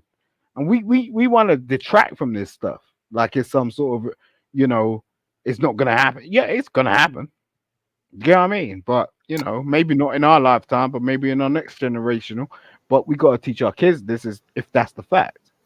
That's true, and I agree with that. So, I was looking in the chat, and some people said Bob says that I want a corporate pill, not garden doctor Debbie. Yes. Dr. Sabi. That's Bob. DS.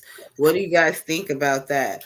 Whenever people speak about holistic health and alternative health, and especially when Black people speak about it, all they think is that we are jumping, or we have jumped on the CMOS and Dr. Sabi train in the last 3 to 4 years of, I guess, social media life or something.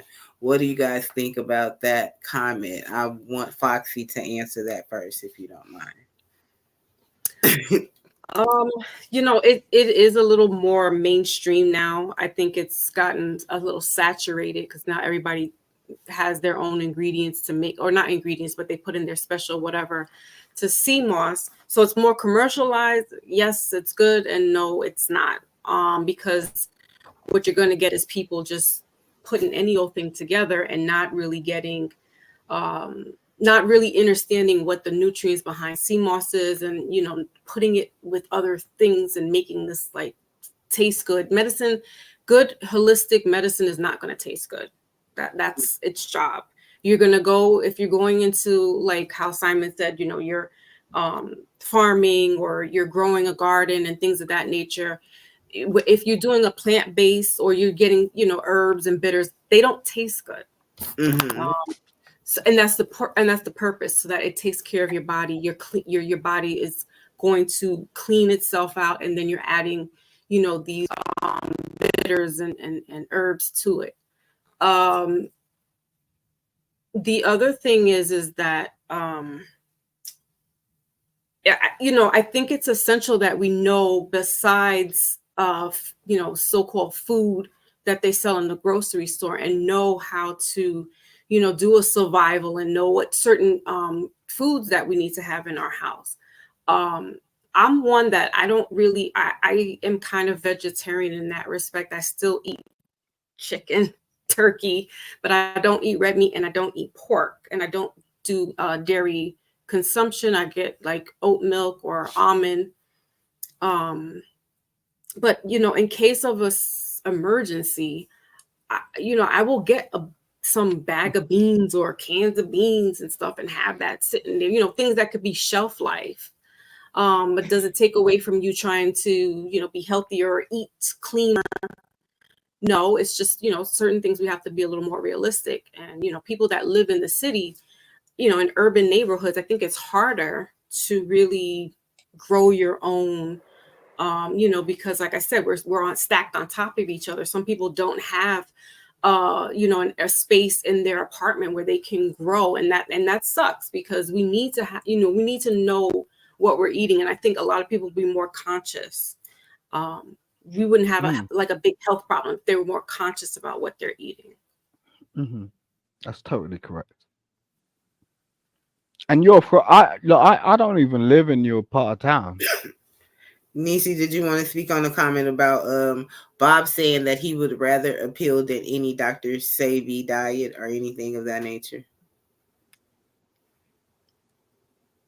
Basically, that I feel that holistic is the best approach. Mm. That's allopathic versus holistic, and I choose holistic. Yeah. And Black Moses, what do you think about the Dr. Sebi craze in the last 3 to such and such years? I think, and I'm gonna speak as far as in the, I guess, the Black or African American hotep, whatever. Yeah. But I'm gonna just say people jump on these fads within these spaces, and that's what Dr. Sebi became within that space. Once somebody introduced Dr. Sebi, then everybody's like Dr. Sebi, Dr. Sebi, Dr. Sebi, when just living natural, when living natural has always been available to those who choose to do so. Like we got the farmers market right outside downtown. We got farmers that bring their goods right there, the farmers market, fresh fruits and vegetables, organics, right there, like week in and week out. If you want to live, I guess, naturally, you can do that. You didn't have to wait for Dr. Sebi to come along and start telling you to do these herbs and all this, and then while you're doing the herbs, smoke weed too, because that's all he was saying. I like to smoke my weed. So Mm-hmm. it took, and we get in these fads in these communities, conscious communities. We get in these fads, and I just want people to be more individual when it comes to those things. I like what Bob said, because that's his individual choice, his individual voice saying that. And that's what I could appreciate about it. A bunch of people, if there was, if he was in a conscious community circle, they probably cuss him out. Oh man, why you gonna talk about Dr. Sebi like that? Why you gonna do that? And that's the problem. That is the problem. Living holistically is good for people. They could work for some people. Prescribed medications can work for other people. It's up to that individual. But I know one thing: we're always talking about consuming, whether we're consuming herbs or special foods. Why not consume it? Why don't you just leave that stuff alone and let your body reset on its own? You know what I'm saying? We're talking about taking all this stuff in, but we're not talking about, hey, let's do without it and let's see how that works. Drink you some water, stay hydrated, but you really don't need to ingest all this stuff as much as you think you do, because you've already been given all the tools you need. It's just up to you to get yourself back right. We're obese, we're over medicated, whether it's holistically or not, and it's Mm-hmm. just a bunch of overconsumption. So let's get back to simplicity. Yeah, Mm-hmm. and yeah, my grandfather had a farm, Simon. So when I was young, we ate fresh almost every day when I was down there in Louisiana. So I know what that's about. I watched them kill hogs and pluck chickens. I ain't seen him take a chicken's head off, but I seen him kill hogs and pluck chickens and things like that. So I'm not that far from removed from it. Who's Dr. Sebi? Oh, wow. I'm in the UK. I don't know what you're talking about. Dr. Sebi is this natural doctor who is from Honduras. So he had where's a particular, Honduras? Honduras is in Central South America. America. Right. Yes, You guys got to break this shit down because you're on a universal platform. Honduras is a Latin country in Latin Central America. So he's a black man, but he spoke Spanish because they speak Spanish there. That's their what is it, language for the country or whatnot. But he was also a holistic teacher, a spiritual teacher, and guider, so and healer. So he taught people particular diets. He taught them a spiritual life and holistic teachings, and people followed that. And over the last couple of years, a lot of people, they would say, in the Hotep community are pro Pan-African community have followed his teachings. One being CMOS, the effects of CMOS, how it can greatly improve your life. He promoted that a lot in his books and literature. He is deceased now, and he's been deceased for a while, but he Hmm. has sons and I think a daughter who also carry on his legacy and his teachings. That's who he is. Hey Yeah. Simon, have you ever heard of Nature Boy? He is Ric not a Flair. nature boy. Have you ever heard of Nature Boy? I've heard of Nature Boy Ric Flair. No, Nature Boy, he was another like black conscious guy, Nature Boy. Eligio Bishop Hmm. You or can something probably like that. find him, but Dr. Mhm. Sabi is the original version of Nature Boy. Yeah. Yo, you see, the thing is like you reached me, right? I'm in the UK. No, You gotta be aware of this stuff. Like when you're he's talking on not. these platforms, right? I know like there's like an innate thing that goes on in terms of the conversations you have with your people. And I get that. I totally get that. I do the same thing. Like I never understood that I'd reach an American audience.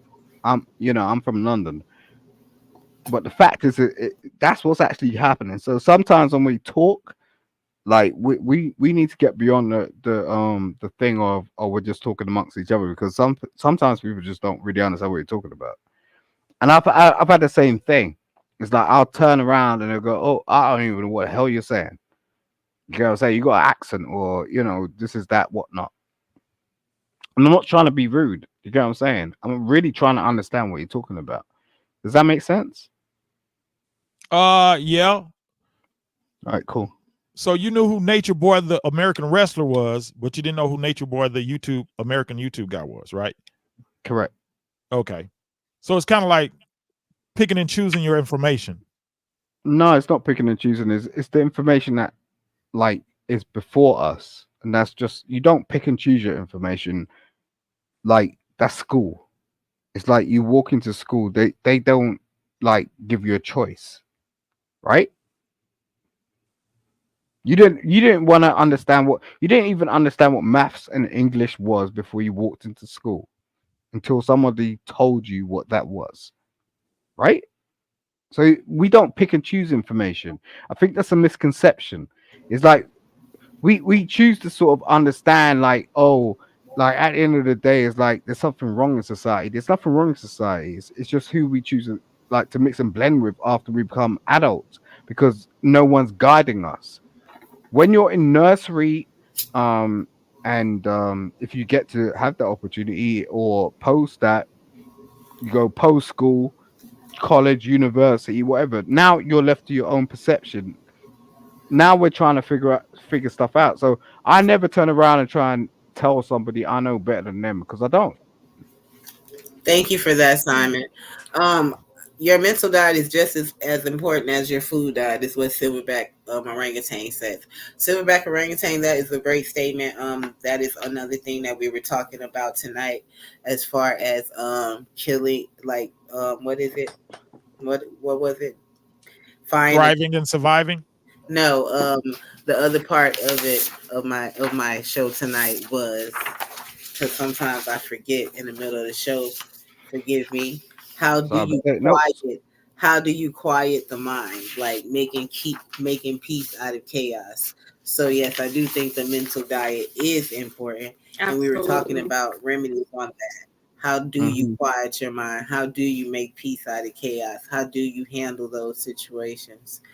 Foxy or Nisi did speak on it, so Ivan or Foxy or Simon, anyone? Yeah, I think I talked about mental noise Mm-hmm. way back. And honestly, truly, even though this show is great and it's a good vibe, because that's Thank what you you. aim for, Yeah. a lot of it can be mental noise. Yeah. And how do you block? You want to about how to block that? It's by avoiding stuff on here, because a lot of us, even though we want to block that mental noise, we still find ourselves gravitating towards it. Mm-hmm. So, do you really want to block the mental distractions? You have to be honest with yourself. Mm-hmm. Uh, are the distractions are they strong enough to where you just can't help yourself? Because that's kind of like an addiction in itself. Mm-hmm. And in order to take away the mental blocks, you have to get rid of all that stuff. You have to break all that down. You Yeah, I'm know. in total agreement of that. I'm sorry, there may be some collateral damage, but I have to maintain my peace. I have to maintain my mental stability. I have to maintain all of that, even on YouTube. Like, I can't take too much bickering and banter. Some people get mad when I calm them down. I don't care about it. I tell you the rules when you come up here. That's just how it goes. But that's for me. And a lot of people can be bought and sold on YouTube where they take that. It takes a toll on them mentally, physically. I love myself and I love my peace. So yeah, I can understand that completely. So I'm a firm believer in pushing it all the way. Self-preservation is the right way. It is not selfish. And you have to do those things in life to keep on going, or you will get sucked into it. Foxy? Mm. Foxy, are you there? Would you like to say something? Thanks, Foxy. Oh, she Simon. dropped off. Yeah, Simon, did you want to respond, or Nisi? So what's the question again? How do you how do you quiet your mind and make peace in the midst of chaos? In solitude. Um, I don't really mess with people, to be honest. Um, Mhm. and What I does it take take to gain solitude for you? Like, what do you do? I shut the lights off, man. I'm like Jesus, because like if anyone's gonna be your real friend, if anyone's gonna actually come back to you, they will come back to you. I don't take things at face value, never. And at the end of the day, like you're gonna become who you're gonna become anyway. You only have one life. You gotta figure that shit out. And no one can tell you how to live your life, man. I think the problem is where like people get influenced real tough, and most of the time is because they're insecure. They'll run around town, be it egregious. You know, like I see people in my real life that I have real affiliations with, and it burns me. It really hurts, like to see them doing that shit. Like they run around town, literally send me like photos on IG or WhatsApp or whatever. Do you get what I'm saying? It's like telling me what they're doing, trying to prove to me that they're somebody. And it's like just stay in your house, like, and be with real people that are around you, man. That is wild. Like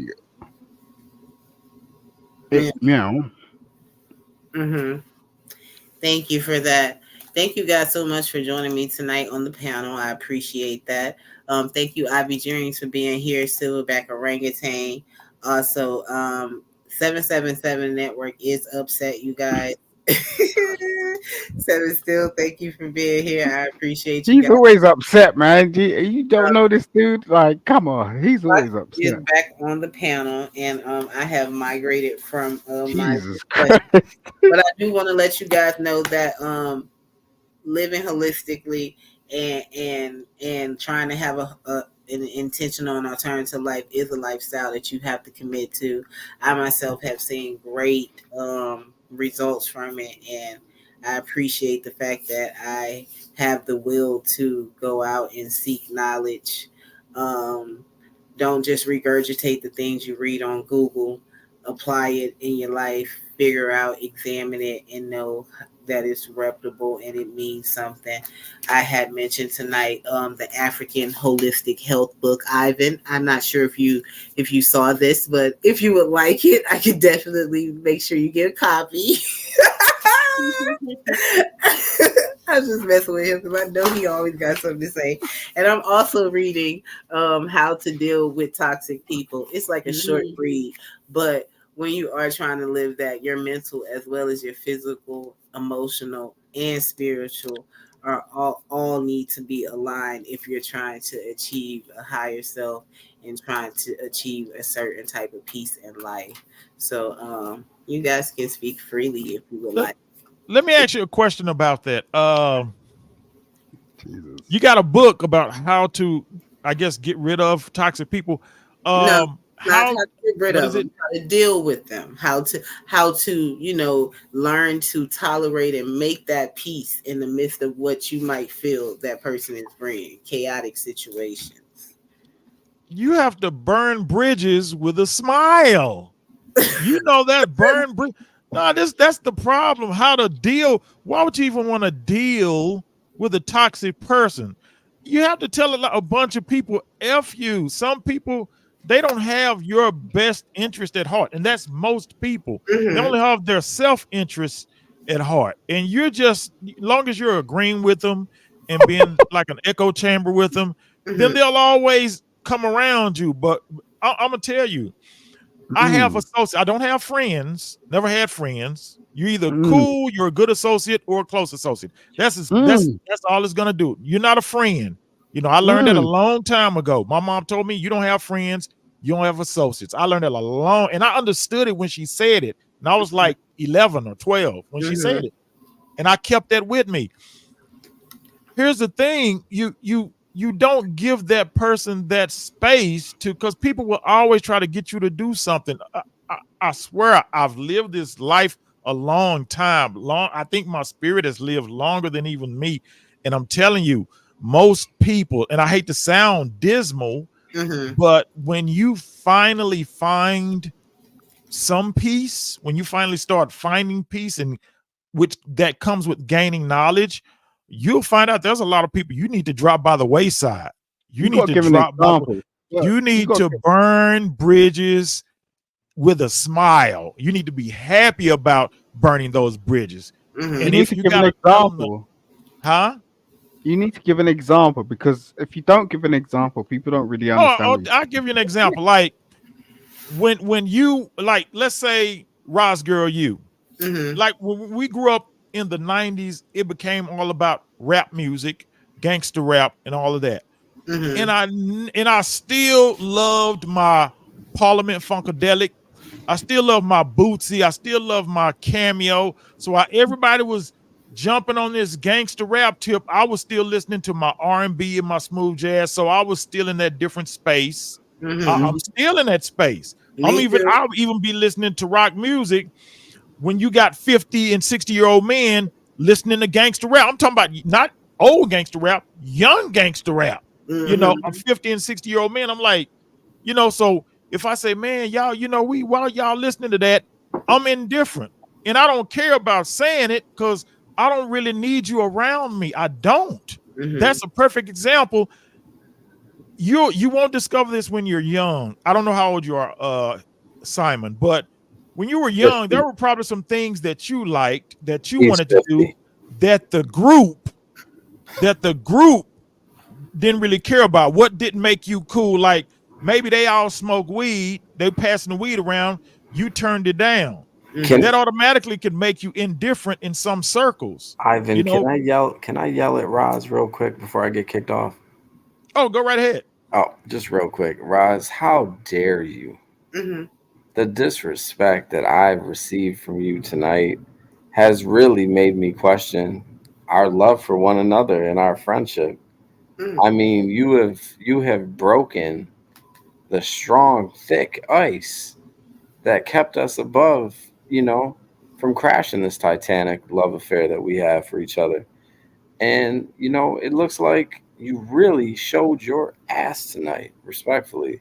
You really went out of your way to break me down. I've supported you. I've loved you. I pay attention. Loved you. Why do you do this with everybody, Seven? Shut up, boy. Simon, Excuse one me. second. Let him, Excuse me. please, let him speak if you don't mind. Respectfully. Didn't mean to call you boy like that. It just came out. Thank you. I'm sorry. So, Roz, I really feel like you've attacked me tonight. I was the only one you kept kicking down. I was not interrupting. I was not disrupting. And I've loved you since day one. How could you do this to me? Why do you got to treat me like this? Okay. Is it my skin color, Roz? Mm. Is it because I'm white? Mm. If I was black, would you give me the same treatment? I don't know if you're white or black. I only know what you tell me, sir. So it's not your skin color. Why do you attack me when I'm here to support you? I hit the link. You know, I told 5 people to come here tonight. I appreciate your support. 5. You know, 2 don't even have a YouTube. They don't even get on here. I said, hey, listen, my friend. You guys, 1 second. My I'm friend. Yeah, you guys wait a second. All right. conversation I with. said, my friend is doing a show. She's doing a show about Mhm. surviving or thriving. She's got amazing content. Mm-hmm. She's intelligent. And I said, keep it respectful because she's married. Mm-hmm. These are pure Guido trash. Mm-hmm. But I said, you keep it respectful if you go to her channel. Don't say anything crazy. Okay. They're in the bushes. Mm-hmm. All right. I'm giving you new fans, new subscribers. Mm-hmm. And I get treated like trash. Mm. Why is that? I want to know. I want to know. So I am. Tell me. I will tell you. Tell me. Okay. So it's never my intention to. And stop kicking me down like a child. Okay. I understand. Disrespect. You don't do that to no one else. So I'm going to answer your question if you don't mind. It's Go never ahead. my intentions to ever treat you like trash, and I hope you. I am. Well, you did tonight. You did tonight. Sorry that you feel that way. No. I don't feel that way. You did that tonight. It's not that Okay. I feel like that. We'll ask the people in the chat and we'll ask the people on the panel if I treated you that way. But I want to apologize for making you feel that way. Anything in my behavior or in my language and words King. Feel that way. King at the end. It's King, Black history. right? Hello. From my understanding, you are a white man, so it's very difficult for me to call you a king. King. So I call you queen. So I can call you Seven Samuels. King. I can call you that. Don't you want me The to other day you had no issues calling me king. Now you can't call me king because you're mad. Okay, King Seven Samuels. Thank you. Thank you.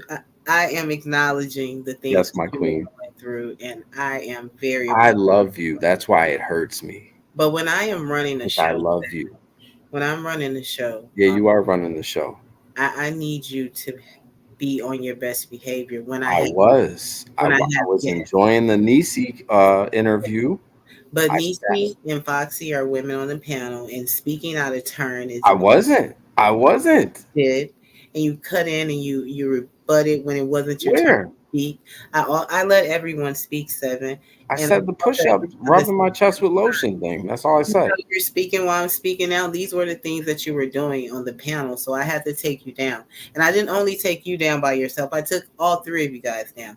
Not because all 3 were acting out, and I didn't say it was just you, but tell me you love me. One was acting Just out. Tell me you love me. I can't tell another man that I love. But it's true though. Just say it. So as a friend. I just want to acknowledge your feelings. As a friend. Keep the show going and bring the other people back up, okay? Now tell me you love me. Okay, so I am sorry for that. Give me a kiss. This guy, you guys. All right. Sorry about that, Foxy. I'm sorry, gentlemen, women and gentlemen. It's like that, and you have to. I've known Roz for 4 years now. Yeah. I'm not just a random pop in. Hey, nice channel, man. Like, God damn. So Ivy believes that we deserve better. Ivy, I do apologize tonight for what's going on right now. Ivy, mind your damn business. This is in-house. Like that. And you guys, I want to thank Bob for the Cash App. Thank you very much, Bob. I'm so sorry that I could not get to it, but thank you for that. Thank you, Bob. Appreciate that. Sorry, Ivy. Everybody who has hit the link, hit the chat, who is putting comments in, and thank you for the people who are dealing with Seven and myself emotional issues right now. I'll rip my shirt right off like Hulk Hogan. We are talking about quieting the mind, Seven, and we are talking about making peace out of chaos. What is it that you do to quiet your mind? What is it that you do to make peace out of chaos when it's a lot of noise? When you're upset, when you're angry, what do you do in those ways? I like to sit by the water. I like to put my feet in water and get in tune with the earth. I actually sometimes I may take my shoes off because I heard that this is a real thing, and just walk in grass if the weather permits it, and just put my feet. I don't know if you've ever heard this, Roz, but I will put my feet on the grass and just walk barefoot on the grass and then get to water if the weather permits it, and just sit by the water, get into it, touch it, feel it. I just like to be at one with the earth because, I'm a earth sign, and I don't know if anyone cares, but I'm in tune with the earth, and I feel people's energy. I embrace it. Sometimes, I'll take it in, and then I'll pause, and then what I'll do is I'll just re-channel that. So what I do personally though is I like to cook. I'll put some classical music on, maybe a little jazz, some blues. Allegedly I'll get to sipping something strong and just kick back and and of course, without being vulgar, sex. I like to relax with sex, predominantly oral sex, respectfully, and that helps me to just kind of relieve some stress. Hey, Respect. 777, I got a question. When Yeah, you are splashing your feet in the water, do yeah. you raise your hands up and say "wee"? I like to feel I like to feel like a live body of water, um, with me standing in it, on it, in it, whatever you want to call it. And yes, I do say "wee" while I'm wearing a diaper. Yes, sir, I do. Thank you, Redemption Song 76, for joining the chat. Thank you so much, Here for the Tea, for being here. I do Hmm. appreciate you guys. If you haven't subscribed to Here for the Tea's channel, please subscribe to her channel. The Hmm. 777 network is up here, our 777. He has a channel too. Subscribe to that. Oh As no, don't subscribe to mine, please. as well as Cat Daddy, aka Black Moses, aka Baby Jesus, or Ivan G. what is it? Your mom, your grandmama's Your What's up? grandmama's best kept secret. Your Oh, grandmama love me. yeah. jeez. Seven, I can completely relate to the feet in the water. I don't necessarily Uh-huh. put my feet in the water, but being a country girl in Texas, it's The water. always hot. The cement is always hot. So I Mhm. always love to walk bare feet or barefooted is how I'm gonna say it, y'all. Now you said you now let me stop you right there because the New York in me has to stop you there. You just called C. I'm trying to be classy here because it's you. You just Cement. called cement. Cement. It's cement. Seaman. It's cement. It is what do you mean? It's cement. It's Cement. not cement. It's cement. Here he go. He always trying to tell a Texas. Seven, what part of New York are you from? I'm from Upstate or Long yeah, I'm Island? from upstate New York. Yeah, and y'all I people don't know figures. how to say cement. The word is cement. And you're a Taurus? No, no, no. I'm a Capricorn. Capricorn? Okay. Oh They're wow. petty too. Foxy, give it to me right now. Give me that. Can you give me a quick little? Just give me a quick breakdown. Me too. Give it to me, Foxy. Foxy, give it to me like I give it to you. Give it to me. Come on. You guys, Foxy also has a channel. Foxy premieres in there. Foxy does readings. Foxy gives life advice, talks about everyday culture as well. And you guys should definitely hear her channel or Can hear her I? speak.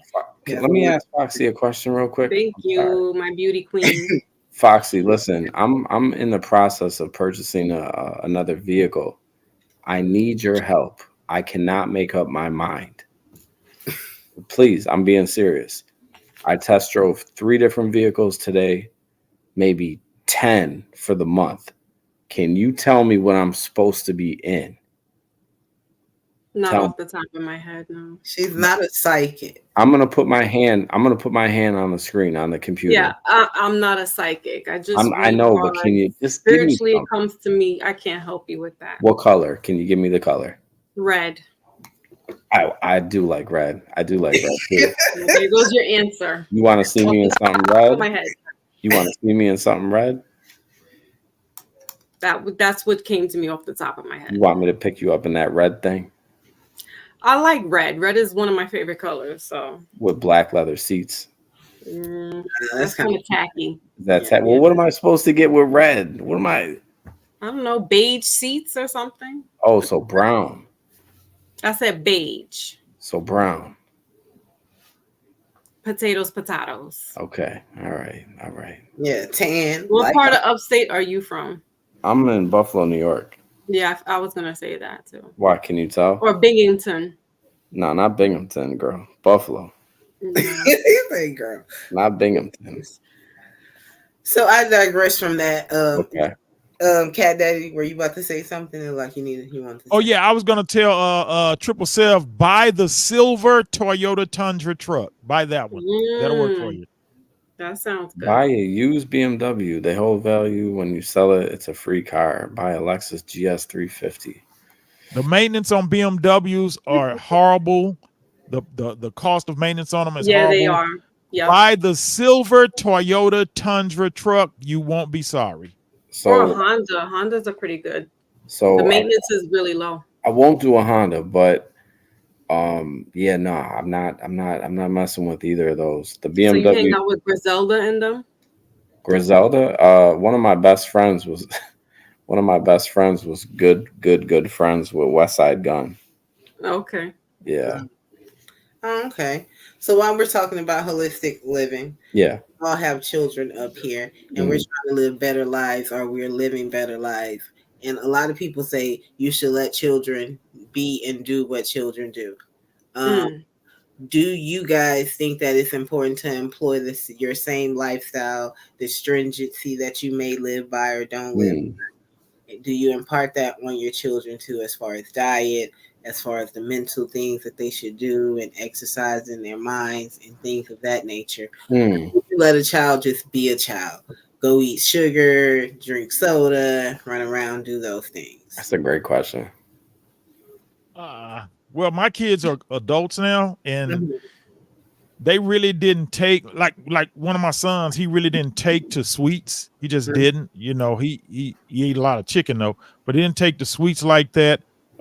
You kind of As far as that goes, I guess you let kids be kids, but you want to try to shape them as far as character wise. You want to build character in them early because like I always say, like my mom and dad, they clothed us, fed us, put a house over our heads, and gave us all the basic stuff. And like don't mess up in school. You learn all that, but you didn't get the in betweens that you needed when you became a young adult.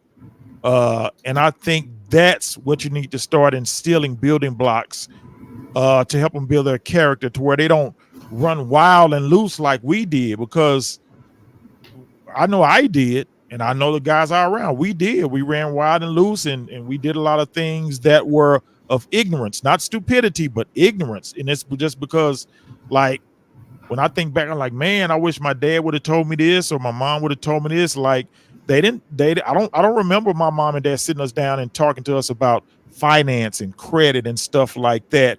And we just made those mistakes that probably could have been avoided. You know what I'm saying? So I think little things like that need to be instilled. The stuff that the school don't teach, I would say that. But if they want to drink sodas and eat candy and all that, let them. If they get sick, they'll learn their lesson. You know. Triple, what do you think about that? What do you? I agree. Yeah, no, I agree. Excuse me. I agree. I just I was thinking about what I do now with my son. Are we talking about we're still talking about kids, right? Yeah, do you impart like these healthy, holistic things that you live by? Do you impart that on your child, or do Yeah, you? so no, I'm not gonna lie on the internet. I'm not gonna say any of that craziness, but what I do is I let his mind, because you touched on two things, Roz, respectfully. You touched on respectfully. You touched on. It's hard for me to say this, Roz. I'm sorry. You touched on a couple different things. One you said I'm immature. I'm sorry. One you said about eating, how the kids eat, and then let their minds grow or whatever. So me, I'm getting more into watching his. I used to think they were ugly and he had no talent, but now I see when he paints and draws, I get real into it now. Like I'm looking at like an abstract painting from Picasso or something. I'm like, yeah, son, yeah, that's great. I'm like, what is that? Because it gives me, you know what I mean? I'm like, what do you draw? What the f- is that? He drew I'm getting off the subject. I'm sorry, but he drew something earlier, and he was like, "Look," he was like, "It's a green gremlin." I'm like, "What is wrong with you?" But I'm like, "Yo, that looks pretty good." Like I would put that up on the wall. So I got a couple of his pictures up, and he's getting he gets into it now to where he's like, "You want me to draw you another picture, Daddy?" And I really want to say no, but he's so innocent. I don't want to see that shit on the wall anymore. I'm covering the whole wall. But his mind is starting to like just expand with crazy, like bizarre shit. You know what I mean? So I try to let him, like, instead of saying no, draw a tree like this. You're supposed to have, this and leaves. I'm just like, yeah, that looks great. It looks like a fucking just a circle with scribble in it. I sound crazy right now, but in regards to his food. And then his mental, Yeah, like, I mean, I can't beat him. What am I supposed to do? Beat him to death? Like if he doesn't eat, vegetables and stuff. He doesn't eat vegetables or fruits. He doesn't like it, the kid. So, here's a slice of pizza for breakfast. Leave me alone. You know what I mean? What do you want to eat? You want a meatball sandwich for lunch? Here, get out of here. So I'm just asking, okay. I don't know. I mean, I think that's pretty healthy. The kid doesn't like he don't like eggs. He doesn't like breakfast stuff. I got a lot of women that have been telling me, that's abuse, not giving them fruit. I'm like, hey, listen, bitch, respectfully, he doesn't eat fruit. He doesn't like the taste of it. He don't like strawberries. People are like, try yogurt. Do you think he's gonna eat yogurt? The shit looks like puke. He's not gonna eat yogurt. Nobody eats yogurt. Nobody does. He don't eat apples. You don't eat apples. He doesn't. Ivan, I don't know how he's still alive. He doesn't eat fruits or vegetables. He should be gone. He should be a goner. My child is the same way. She drinks water though. Yeah. She is very, very, very finicky. It's crazy. Like I oftentimes am cooking 2 meals. Like I'll cook myself a dinner, and I might cook like some meat or something. Yeah, that's annoying. That's annoying. I'll put like part of the meal on there. It's very little because she's gonna eat a little bit. That's how she knows if she wants some more. Right. If she doesn't want it, she's gonna tell you how it tastes. All those things, and she's gonna vow that she's not gonna eat it again. But she's very finicky. I make a lot of alterations to meals for her. Ain't it annoying though? I mean, it's annoying, but right. I mean, it comes with the. I know that's how she is, but she's that way in everything. Like she take her decision making and all that. She is very a matter of fact, and it takes her a long time to come to a decision. Right. She's definite about food, fruits, vegetables. She just likes what she likes. I asked you guys that question because people see how I eat or how I live my life, and I just tell I tell my daughter I'm kind of like Ivan. Like I tell her the importance of health, the importance of food. Granted, she's 8, and I give her that option to make that decision. You know what it is. You know what it can do. Mommy doesn't drink soda. And she can tell you very much why I don't do it. And I still let her make the decision. And every now and then, every other week or so, she can have like some fast food. That's what she wants to eat or something. Criticize me or find it hypocritical of me that I allow my child to do that. So that's why I asked that question. I don't do the pop. I don't do the pop at all. I feel like a kid should be a kid. And I know that it took me a while to get to where I'm at. And I know that I'm stringent in it and, try to be steadfast. And I don't expect her to be that disciplined or expect her to be where I'm at in it. So she needs to and find out who she is because she might not be like me. Right. That's how I look at it. So Yeah, I think it's important. Go ahead. It's still weird to see like my son ask me for one of my beers. He's old enough.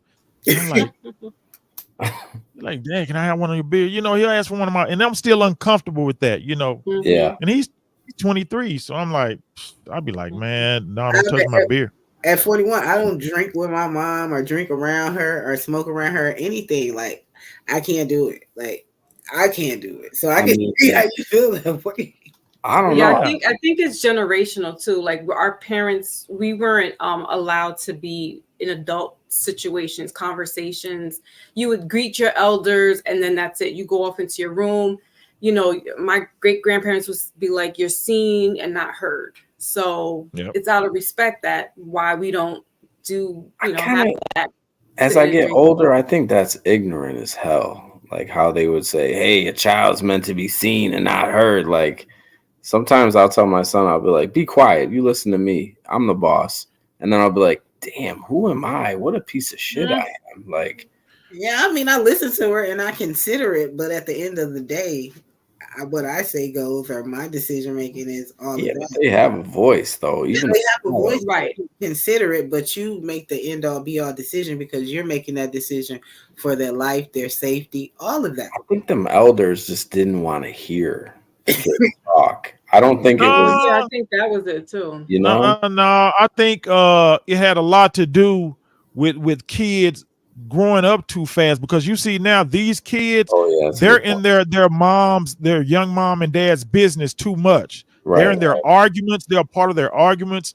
So Yeah, these yeah, kids yeah, grow up fast. You know, they're growing yeah. up fast. Like we want if Sure. I don't think I really heard my mom and dad argue because when grown people did their thing and we either had to be outside or or in the house with the other kids. we Right, weren't we weren't about to be around my uncles and my aunts when they were talking their talk. We weren't right. supposed to be around them. But these kids nowadays, they're sitting right there. They're at the house party while everybody's out there drinking and Mhm. passing the weed. They're right there now. Yeah, They don't tell those kids to, hey, go in the front or yeah. go in the Kids back grew up room. too fast. Yeah, so Kids now are these growing kids up are like too 12 fast. years old and they're doing what the adults are doing now. So Yeah. yeah, Mhm. I think that was good that they And did it then like this to us. you And they need to have get these back to that. you have the social, well, not even social media. You have cameras at which are computers at your disposal. Yeah, Our parents didn't, we didn't, and then the generation before that didn't. So it's a whole different dynamic as well now, where mhm. you have young parents on their phones and giving the kids their phones, so they're very much so Yeah. doing things faster in their little young ages. Hmm. Yeah, people criticize me because I don't spank my child and things of that nature. And then Hmm. my mom even says, a child that does not hear shall feel or something like that. And I'm like, I think that discipline is appropriated to a child. Every child doesn't need to be spanked or hit, Right. something like that, in my opinion. And then other things that I feel like there are so many different forms of discipline, and what works for her is working for us, so it doesn't require me to do this and that. I was talking on Mo's show earlier. She brought that up, and I'm not gonna lie. I mean, as soon as he does something out of character, Oh yeah. I'm gonna pull out the whooping stick. It's called. Call it a whooping stick. It's not vicious. Respectfully, it's not a switch. It's not Mhm. it's not a piece of wood. I just, give him a crack with like a plastic hanger real quick, like a pow.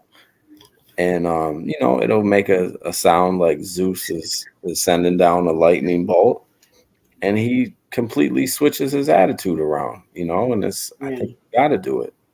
Now, see, I definitely wasn't raised how I raised my daughter in regards to discipline. I got my Mhm. ass whooped. I got Right. hit at 16. Then I couldn't get because I was too big for a They belt. would find, my parents would find anything that they, whether it's a slipper, the bat, Yeah. Oh, hands, belt. Jesus. Yeah. The My It bat? dad was would either get that belt, that switch, or that stenching cord. It was Damn. either those Yeah. three. So I don't do that to my kid, but my Right. kid wasn't like how I was as a child either.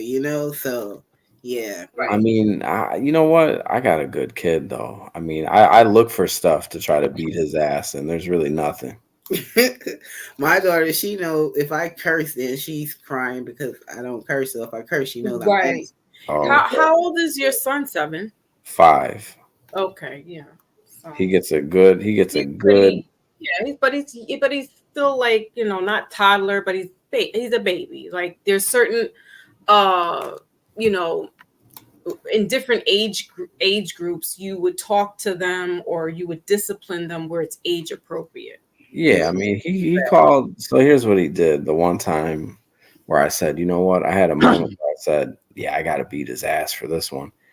He, I knew I had to because what he did. I said, you know what? Yeah, let me fuck him up for this one. So he said he called his teacher a bitch. And the reason he said that was because he'll hear me occasionally say bitch. Mm. I'm like, where did he? I can't believe he said, he must have heard that from, I blame one of the kids in school. I'm like, he must have heard it from one of his little friends or something. We don't talk like that in our home. You know, you try to be like the perfect parent. Oh, I've never swore in front of him. This is disgusting. This is Right. despicable. I said, you motherfucker, get over here. Oh, Pow! did you say that to him? I might have. Yeah. Oh, God, in front I of had to, I, anyways, hey, nobody's perfect. Whatever. Golly. Speak of the devil, he just woke up. Oh, Lord. Good night, guys. Yeah. Good night. Hilarious. That was funny. What do you guys think about if a child needs the rod or not? Ivan?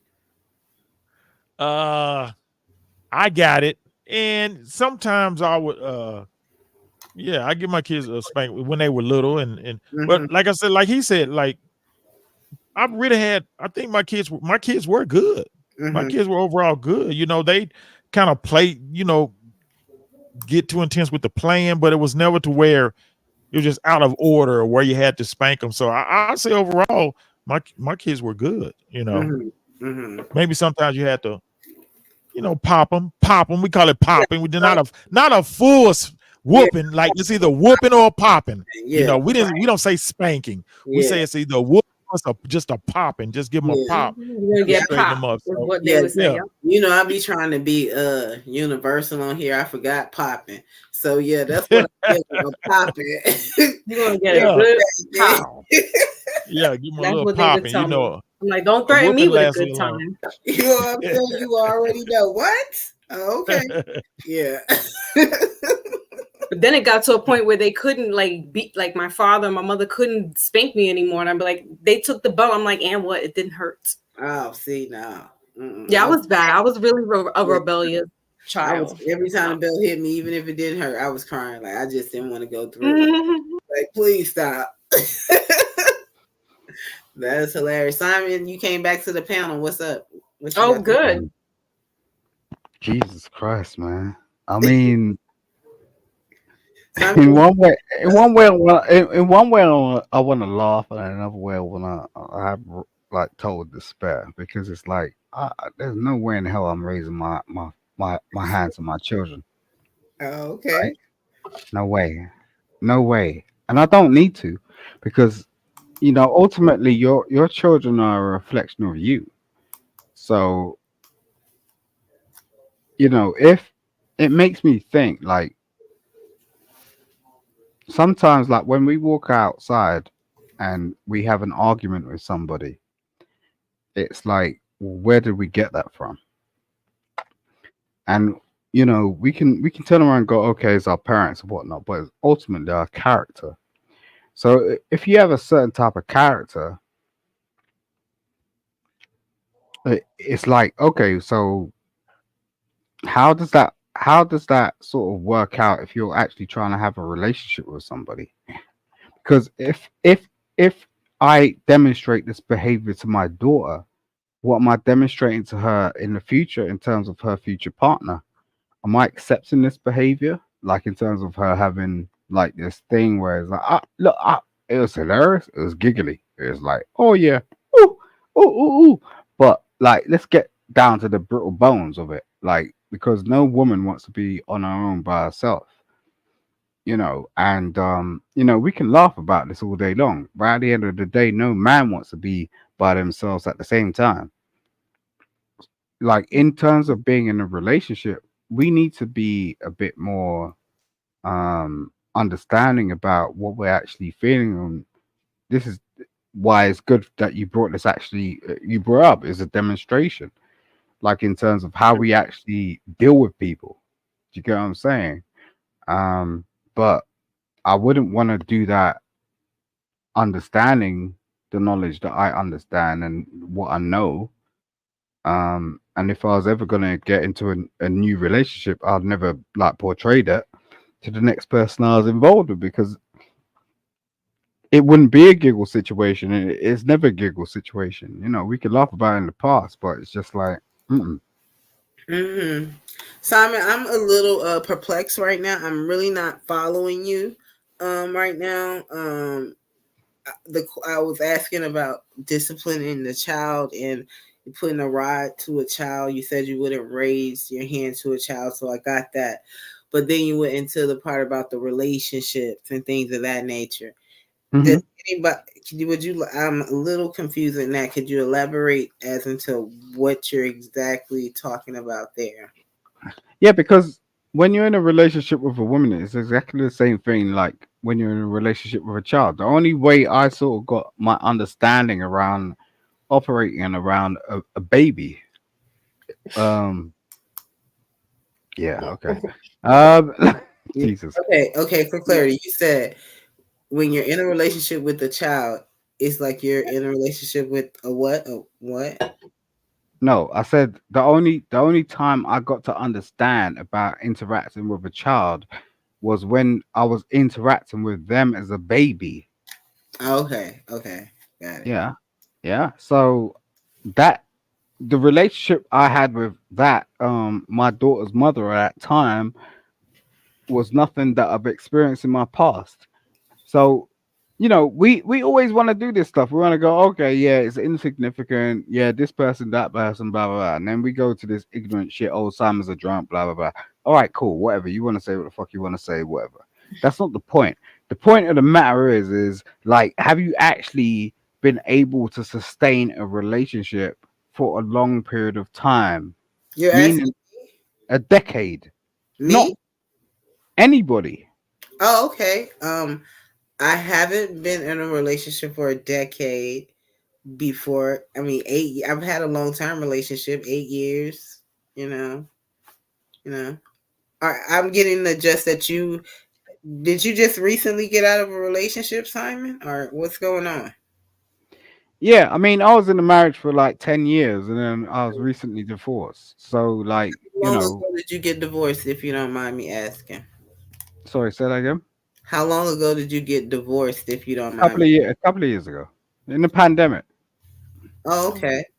Yeah. Okay. And how are you handling the divorce? Was it by your choice or was it amicable? Like, No, it's horrible. It's horrible. She abducted our daughter and I had to find her. I had to go through the court system and I had to find my daughter. And now my daughter lives with me. okay. So you're a single father. Yeah. Okay. Salute to you for that, for raising your child and taking on that responsibility. I'm sorry that your relationship ended abruptly like that. No, but she's still there. That's the problem. It's not, this is the thing. It's like people seem to have this anomaly. If you've ever been, look, when you go through long term relationships, people don't lose you, they don't go away. That's a We need to fact. get our heads straight around this shit. They don't go away, man. So you're We saying you still have your ex-wife in you because y'all share a child together. literally yesterday she was calling the police based on the fact that she wanted to get my attention. Is she in a relationship, Simon? No, So what type of games are y'all playing, Simon? no one's playing no games. It's just she understands that I was the only nigger in her life that made sense. And Mm-hmm. you know, you women deal like this. So it's at the end of when a man comes into your life and they're the only man that makes sense, you get real confused. It's almost like you can't get with it. This is where you see these these clips, this stuff, and they're going, oh yeah, you're not leaving me.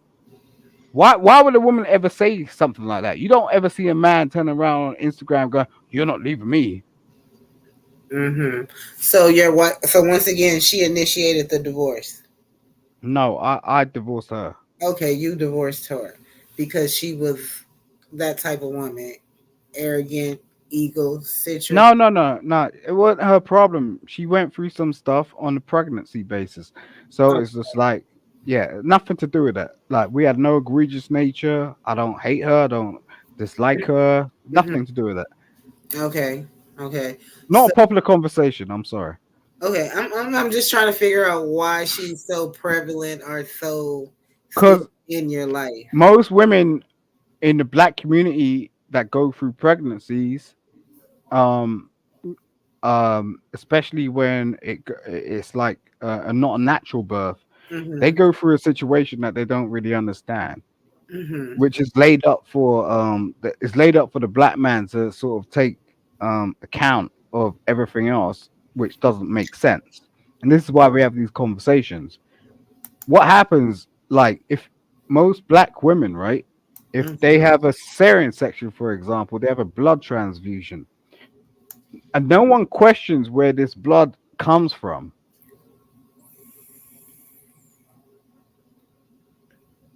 And this is why we have this wild conversation all day long about black women acting crazy. Oh, black women are wild. Oh, this, that, what. No, no, no. What? Wait a minute. Who's in control of this shit? And who's putting this shit into our black women? Because for a minute, the blood transfusion may come from somewhere that you don't understand. No one wants to talk about, just based on the fact that, oh, we're alive. We had a healthy baby. But yet, our black women are acting wild. Ooh, they're acting wild. Yeah. Wow, you know what, Simon? I want to say that you know, my mom had a blood transfusion after I was born, and my relationship with my mom, like it's always been a weird thing, and that kind of like listening to you now, I'm like, it can explain a little bit of why my mom diverts from certain like it was. Go ahead, continue. You just made something click in my head. Cat Daddy, did you want to say something? Yeah, that pregnancy, was it planned or did your wife just get pregnant? Uh, a lot of this stuff comes from when women didn't expect or wasn't expecting to have a child. It wasn't planned. This family wasn't planned. So when that happens, it throws women off mentally. Maybe she had some dreams and goals, and then she got pregnant and she had to put those on delay. A lot of this stuff is, and that's what it has to deal with. Now, I don't know about the blood thing. This kind of sounding conspiracy theorist type, and I don't really do those. But I know when people don't plan for children, and that's most relationships. These kids are not planned, so a lot of people's lives and goals are thrown off, and their life heads down a different trajectory. Uh, and that's a big thing I'm about. Stop uh getting in these relationships that you don't intend to get in. If you just want to smash, let them know up front what it is. That way somebody doesn't get pregnant when they're not supposed to. Somebody don't get in these boyfriend girlfriend relationships when they really didn't want to. That leads into marriages that shouldn't have been. And then all this other stuff happens that goes down the road. So you had Yeah. me onto the blood transfusion thing. So if a woman gets pregnant when she didn't want to, she may have wanted to be a nurse, a dancer, whatever, and now she has to take care of a kid. As far as a woman's nature, that would throw her mind off. That would throw her off emotionally, and she don't have nobody to blame but you, because you're the one that got her pregnant. All right. And neither one of So, you planned it. Neither one of you planned it. Let's be honest.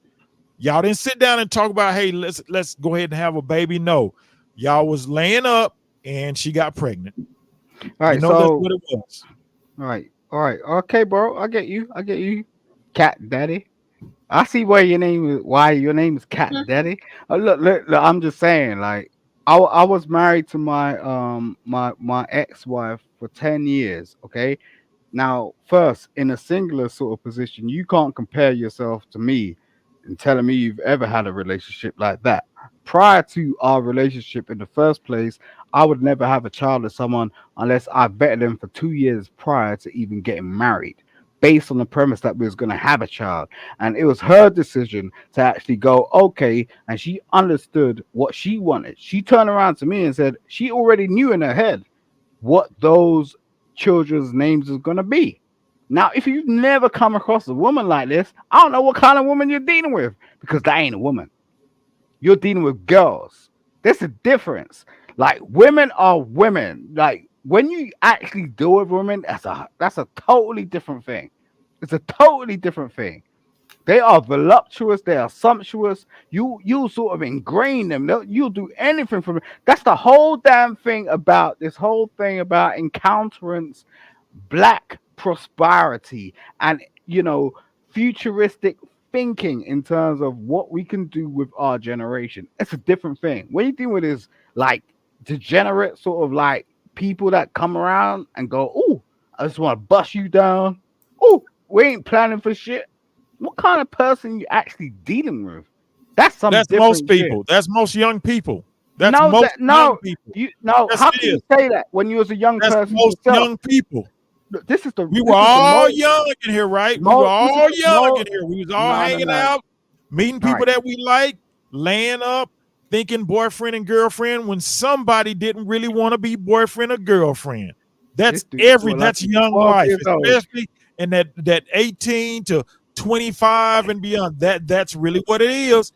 Nobody can sit here and tell me that they sat down with somebody they was laying up This with is and why say, "Hey, I let's have a get whole married and have a I have a baby." No, whole nobody said that.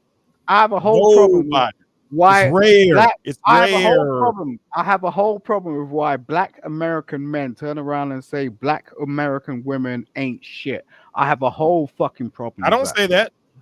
I don't say that. How are you talking? As a Yeah, but matter how of are you fact, talking? That's as a matter of weird. fact, no, as a matter of fact, Jesus, I would say that I wasn't shit because I was the one that was running around. I was the one I'm that was not doing it. speaking about you I had a lot. specifically. No, no, I'm no, no. I'm Listen, talking on I had a most of the lot. I've had panels a do that lot of shit. good women in my life. I had a lot of good women in my life that I did wrong. I know that. I admit it. When women say niggas ain't shit, I was probably one of them niggas they was talking about at one point in my life. I was probably one of them niggas because I was running through them. Not just me, a bunch of cats I was hanging with and a bunch of cats they was hanging with. That's what it was. Week in, week out. Every 2 weeks, you got a new girlfriend. That's what it was. Some of them got pregnant. And All right, nobody so planned for that. Nobody. all So right, I don't know so what y'all doing in the UK, but I watch a lot of UK hood movies, and they're pretty much they're doing the same thing. They're pretty much doing the same thing. The attitudes are the same. It's the all right, same. Mo Catty. Mo, for What's joining the chat. I what's your appreciate you. what's your body count? 1 second, Simon, and that is not a question you about to ask up here. 1 second. Thank you, Mo, for joining the chat. Your live was awesome today. I enjoyed the conversation and discussion. You guys, if you haven't subscribed to the Child Listen podcast or Here for the Tea, please do that. Simon, go ahead. It's other women on the panel. That's kind of disrespectful. I mean, I know this man talking stuff, but you don't need to know his body count. You understand what he's saying. He told I you thought he said Mo. He asked me my body count. were you talking to him, Simon? He was talking to Mo. He said Mo. No, I said cat. I said what's your body count? It's high. It's high.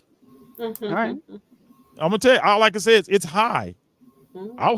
Hey, I was dirty. I was selling dreams and delivering none.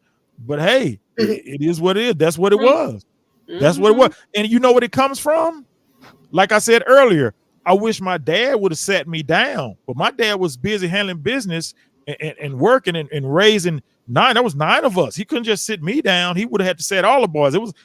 I had older brothers, but no, he let us get out in them streets, run around. And when our parents thought that we was outside playing football at 12 and 13, oh no, we was taking them little girls around the house or out in the creek and we was pulling our pants down. It started Wow. then. How It do you started then. So it comes with that. They don't know. They right? don't sit down and say, "Hey, don't be getting these girls pregnant or don't be laying up with these boys." Nobody was getting that. It was who they How liked, and that's how it went down. Now, I don't know. Like I say, I don't know how it went down with you in the UK. We grew up in neighborhoods around here. Neighborhoods, are you you know. married man? Are you a married man? No, and that's by choice. You're a single man. Yeah. Right. So right, okay. On that basis, um, you see what you just said, right? How would you feel like if your next partner turned around and started speaking to you like that?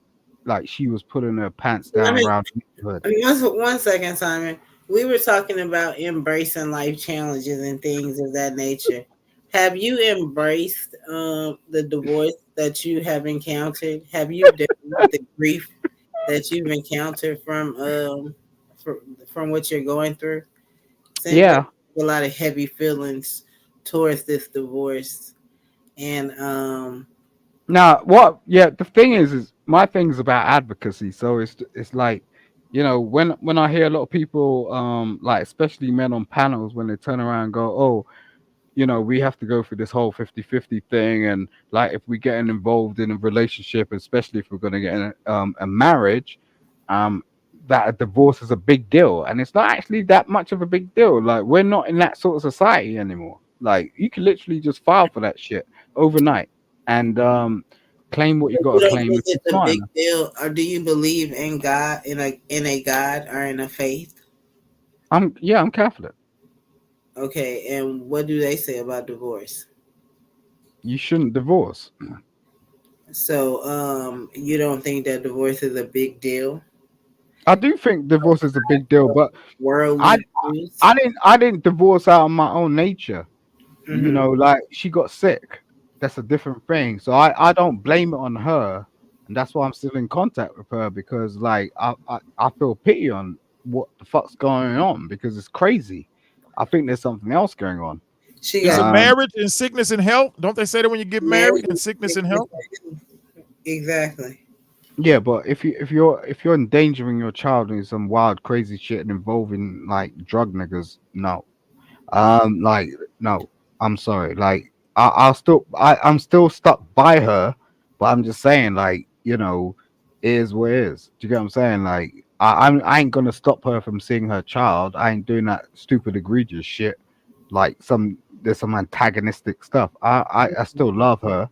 I want her to become the best person she can, but right now she got sectioned, right? So that's not in my control, What does right? What does that mean?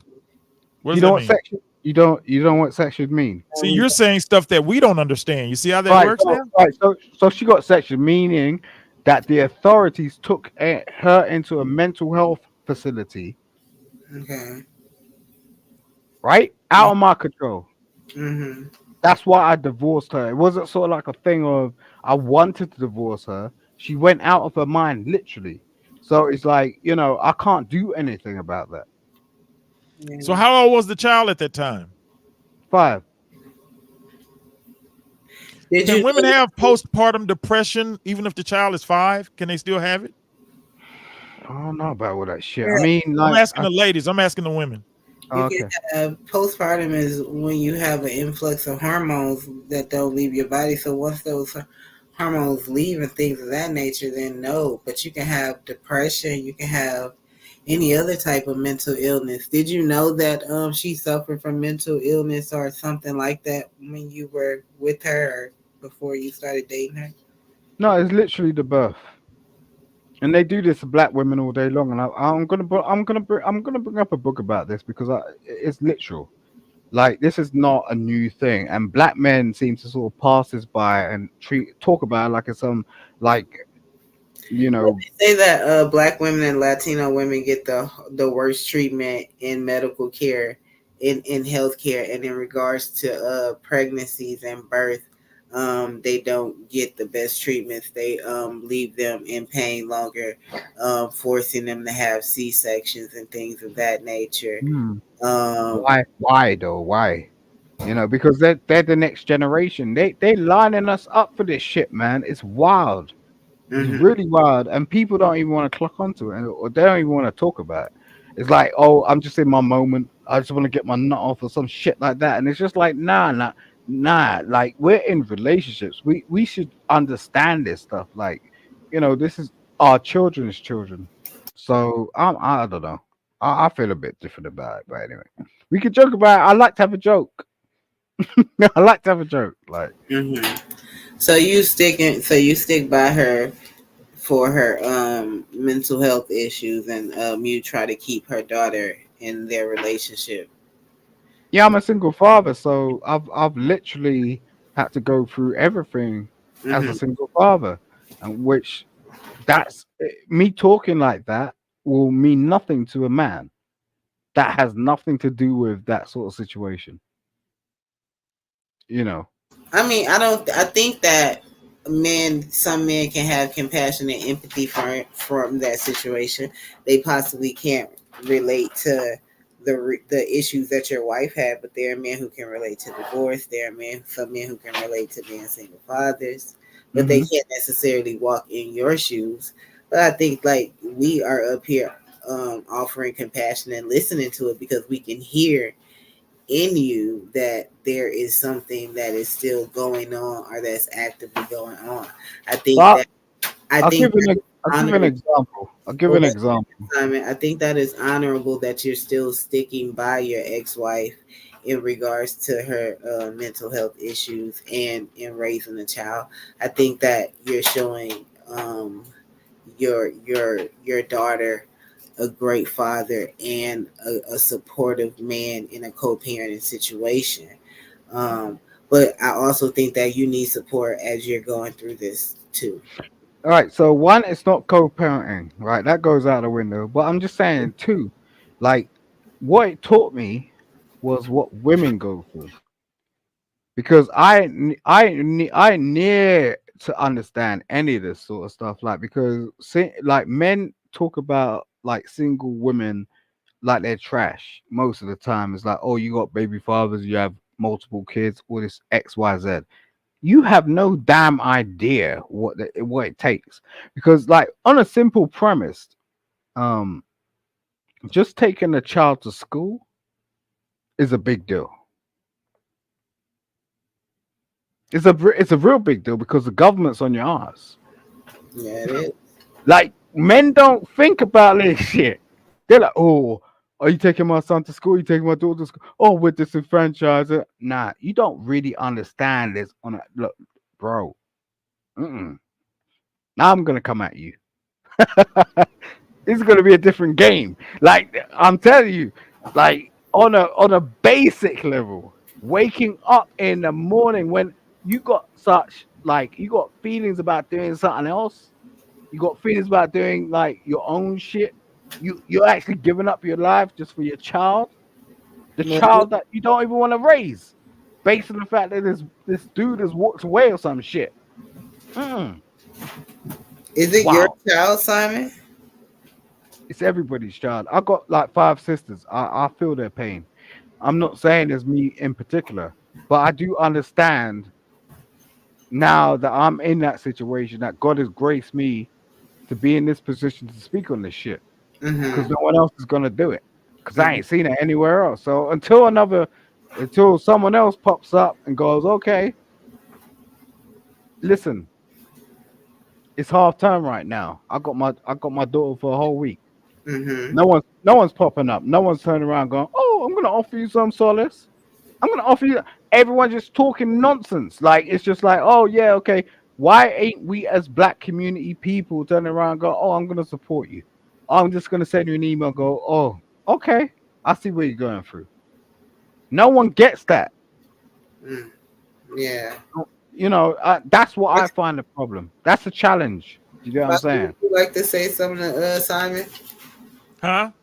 I was asking Foxy if she would like to say something to Simon in regards to him saying that people don't support and why don't they do that? Like that's the challenge. Yeah, I think it's actually maybe even harder for a male, for Simon, because statistically speaking, you don't have many single fathers raising. So and men handle stress a little differently. Hmm. Sometimes they, shell up Yeah. because how society is, and even from when we're little, it's you know don't cry, boys don't cry, pull yourself up by the bootstraps, so there's this very automatically, like, they can't talk, they can't speak. So to try to voice that, I'm having a hard time, it's harder, I would think, for a male, a father raising his children by himself, as opposed to a single mother. There's more, the government steps in. That's the whole point of separating the households, especially in the so-called black families. Hmm. That is the number one thing that government does. Yeah. And so the government will be your baby daddy.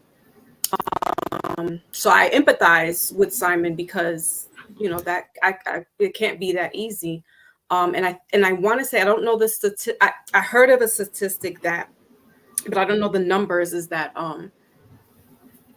a father's children are better off being with their fathers as far as discipline than they are with being with a single mother.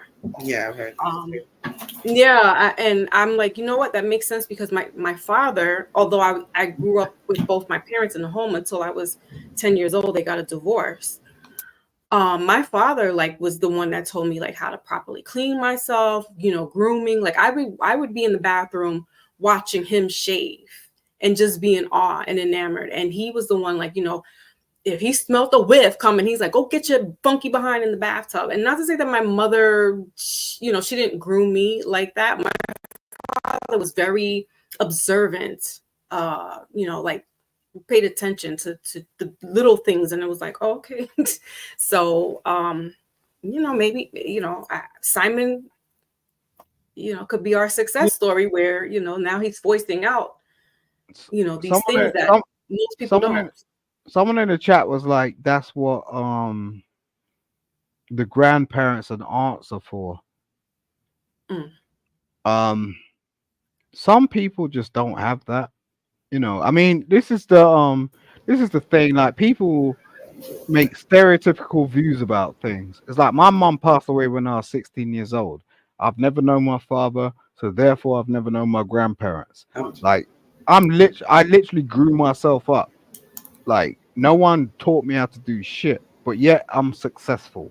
And this is why I get real confused about when people on panels start complaining about shit, because it's like I'm more successful than you, but yet it's like you want to complain about shit, and we're black people together in this. It's like, because I ain't never gonna be a white person, right? And yet there's women that are walking into my life. Do I need to vet them? No. They just see what the fuck's going on, and that's all it is. Like, I don't even need to go through the whole process of trying to prove myself like it's some sort of dating game. I don't know who my grandmother looks like, apart from if I'm gonna go on some internet sort of bypass white sort of algorithm that's gonna tell me some shit that I don't need to know. Like if if we're actually gonna do some anthropology as real niggas, we're gonna do that shit. We know that, right? We're not believing this shit. Like, I don't give a fuck. I We mean, know this shit. can you, with the I'm sorry. I'm sorry. Yeah, I'm sorry. I'm sorry. I'm sorry. I'm just saying. Well, it's nigga Like, history month. It's still nigga history. it's Black History Month, you guys, but do you want to respond to what Simon's saying over here? Him being a single father, not getting the support. Simon, we do. I want to say that I commend you for stepping in for your child. So Mhm. even if you don't get it on an everyday basis, Right. I send you all the love. I appreciate you, Ross. I appreciate you. Yeah. Ivan, what I, do you want to say? Go ahead. All I want to say is, like I said, at one point in my life, I wasn't shit, and I probably still couldn't be, may not be that, but I know that enough to not get myself involved in something. If it's being honest up front. We went through generations, I'm gonna say decades, of not being honest up front to somebody that we were more than likely overwhelmingly physically attracted to. We didn't care what that person thought about or what her goals were or nothing like that. All we saw was some ass and some jeans, a pretty face, and we just wanted to get at it. Maybe a couple of 2 or 3 times, and then it became an involuntary or involuntary relationship. That's what it, and I know, and I'm not just speaking for myself, I'm speaking for an entire generation that I was around, seeing us in the club week in and week out, looking for that magical one night stand. That's what it was. And that went on, and it's still going on. If I go somewhere today, I must either see the same thing: relationships being started under false pretenses, mainly under people wanting sex and don't know what to do afterwards. So My thing is, my campaign is be upfront, especially when I tell young dudes, be upfront and tell her what you want to do. You may get some no's and you may get some yeses, or you may even get some, how much are you going to give me? You might get that too. You might get it too. But let them know what it is up front so you don't be selling them any dreams. Because and this is experience speaking. This is experience. And I see a lot of girls out here and a lot of I guess you can call them parents that shouldn't have had children, and the whole situation is uncomfortable. It is. There's no if, ands, and buts about it. It's not a conspiracy theory. The white man didn't set this up. This is people getting in situations where they can't be honest and upfront with each other. And that's the main thing. So you got a lot of marriages that shouldn't happen. All relationships are failures. All relationships are failures. If you're not with that person today, if you're not with that person for a lifetime, if you ever been in a relationship, even if y'all are cool afterwards, all relationships are failures.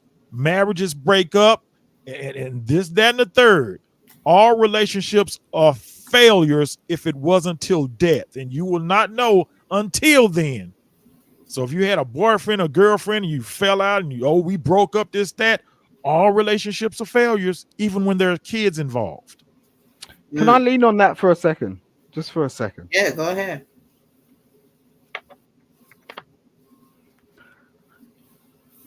I don't think people are that dumb. I really don't.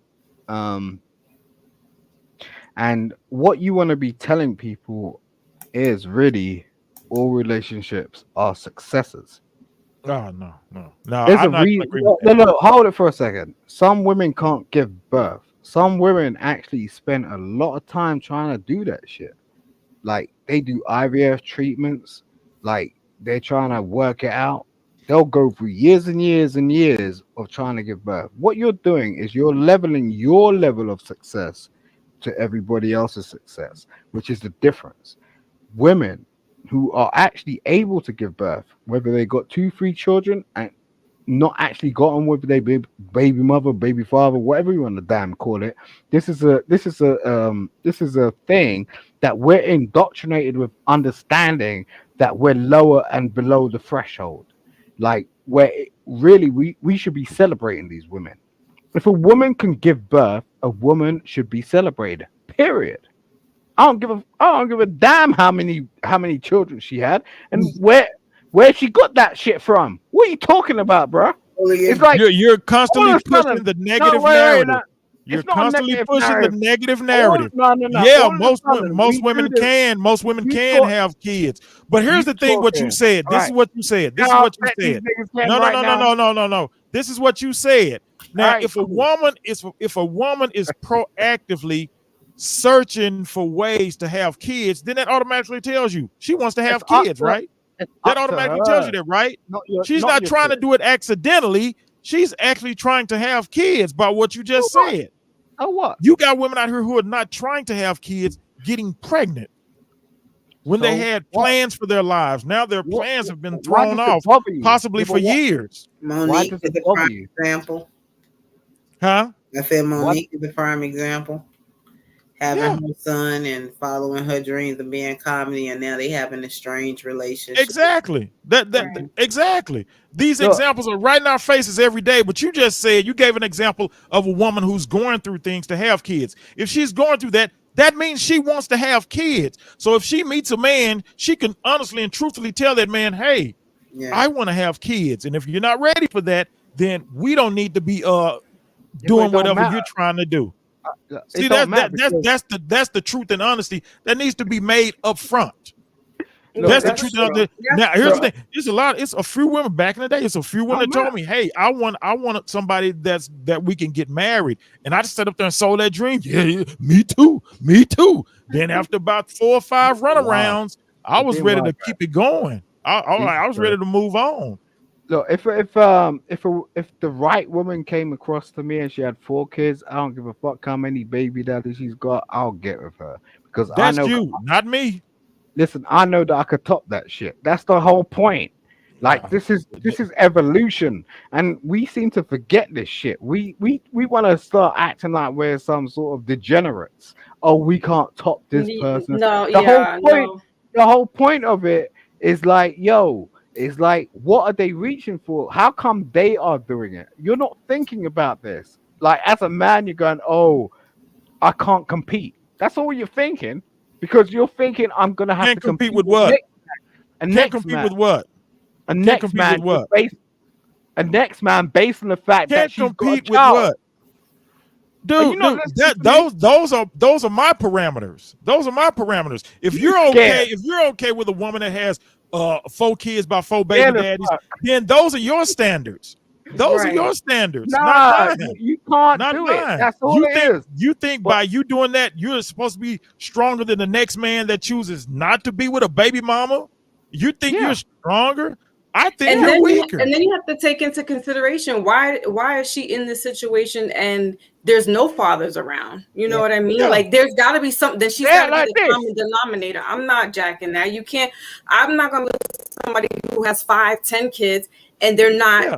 What's going on? What's going He on? he just he Those just are wants to failed. lay up with Those are sloppy failed thirds. relationships. He just wants to lay up with sloppy thirds. That's all. Well, That's what all. you said is true though. No, Black that's Moses. stupid. No, You it's know, stupid. You the can't look. relationships are failed. If Yeah, they're not together, that's a failed Yeah. relationship. look, you can't go, okay, there are this statistic out here and we're always going to complain about it, like go, oh, there's this whole demographic of black women with children that didn't work out with their partners. Okay, so what we're going to do with them apart from complain and go, oh, we're going to be like blame shaping? Nah, You want to like, know? You want to Simon know? wants to save a hoe. You want to know? Okay, if you got a woman, Captain Save a for hoe. example, if they're you not got a hoes. no, no, They're I'm not finna hoes. tell you. I'm just making a Hey, joke. after the third or fourth, well, no, maybe they're not. Maybe they're not. But Right. a woman that has had multiple children, You damn well know they're not hoes. she should at that point in her life, she shouldn't be seeking a relationship. She should be seeking to Maybe make you her should be motherhood the seeking. best it can be and raise those kids. That's Right. No, all she can do. Right. Her life, her social life at that point is over. She's got kids no, to raise. it's She's not, got and kids to raise. She that's shouldn't where be you looking get for some dirty Leroy to come through the door because now right. here you come, and you're probably looking for a situation because you got a situation. So now you're just trying to get in where you fit in. What all right? You're losing, she's Look, what losing. So why don't we lose what together? what So what you win-win. That's what we're Well, doing. I totally agree with what you're saying, Ivan. Unfortunately, we can't get into that right now because it's at my 3 hour mark and I gotta go to work tomorrow. So I would like for everyone to be able to say their last comments. You can comment on what we talked about, embracing life challenges as well as surviving and non-surviving. Definitely what Simon has to say in these ending comments here. I do thank you all for being on the panel. So whoever would like to go first, just jump in there. I'll go first and I'll go. Mm-hmm. Um, you know, there's nothing wrong with a woman that has children. Okay, let's stop. Let's stop being silly around here. Like we're being real silly. Like you know, embrace new challenges. We're in a new world. Um, most of the time, the real problem we have is people that are like trans or like that have some innocuous sort of situation where they don't even really understand their sexual preference. I the thing I took from this in terms of sort of understanding was I'd rather understand that a woman can actually give birth, and I know that they give birth, rather than date a new person and I don't even know who the fuck they are, and then find out later on that they're a man or some shit like that. But I don't want to do that. Okay, I'd rather deal with a real woman, and that's probably what we're left with. You get what I'm saying? This is the new challenge. So like you know, go about your business and try and get with these new girls on IG and all the rest of it, and see what happens. You they might have a penis or some shit like that. I don't know. Like, but yeah, I appreciate you. Thank you. All right. Thank you, Simon. I appreciate you. Come back next Thursday. Okay, Foxy. he just said that there's nothing wrong with a woman having a child, but his baby mama's in the crazy house, right? His baby mama's in the crazy house, but ain't nothing wrong. You know, come on, see, this is what I'm talking about. So the only thing I'm gonna say is focus on yourself, do better, be better. Mm-hmm. Don't be afraid to break these relationships. Everything ain't for you. You know what I'm saying? Everything ain't for you. Um, and what I was just scrambled by what I was like, man, what is wrong with this dude? But yeah, I think a lot of us, and we're older, we're in our 40s and 50s, we're older. So any mistakes we made, Mm-hmm. all we can do is just do the best we can daily, you Mm-hmm. know. But mainly what I say is for the younger generation, be Yeah. honest and upfront, and you won't be in the situation like Generation X is in, or the generation afterwards. Mm-hmm. Long time ago, growing up, there was this song came out. It was called "Babies Having Babies." Remember that song, Foxy? Babies having I think I heard babies it. Mm-hmm. is crazy. And this song was when I was like in junior high. This message is been going on until we start being upfront I and was a honest. product of that. I was Yeah, 15 and pregnant, so yeah. Until we start being honest and upfront with each other and start telling each other, "Hey, I just want to smash," or "I'm right. really looking for a girlfriend," or "I'm really looking for a wife," or "I'm looking for a husband," or "Hey, on the lady side, hey, I just want to have some fun tonight." That's it. You Mm-hmm. know, and then once you start doing that, then we have been dishonest with each other for decades, if not even longer, if not even longer. So we can't blame another race for that because we're sitting up here looking bad. Yeah, and a lot of it comes from misinformation and ignorance. What was it? The misinformation of Lauren Hill or whatever. Yeah, that's Education. what it was all miseducational. Yeah, that's what it's about. Mm-hmm. Us not being informed, we lie to each other. We all we want is that instant gratification, Mm-hmm. and that's the part we got to get over that. Until we get through that, until we can accept delayed gratification, we're not going to thrive. We're not going to even survive. We're not going to do either. You Mm-hmm. know, there's a lot of things, a lot of hurdles we need to jump. Mm-hmm. I hope y'all can jump them. Hey, do better, be better. It's all on you, and don't be afraid to burn bridges with a smile. I'm Okay. Thank like, fuck everybody. I'm out. you, Black Roses, Cat Bye, Daddy. Black Moses. Cat Daddy. Thank Well, I want to thank you for having me up here, my beauty queen. I oh, love thank you for being you on the eternally. panel. Eternally.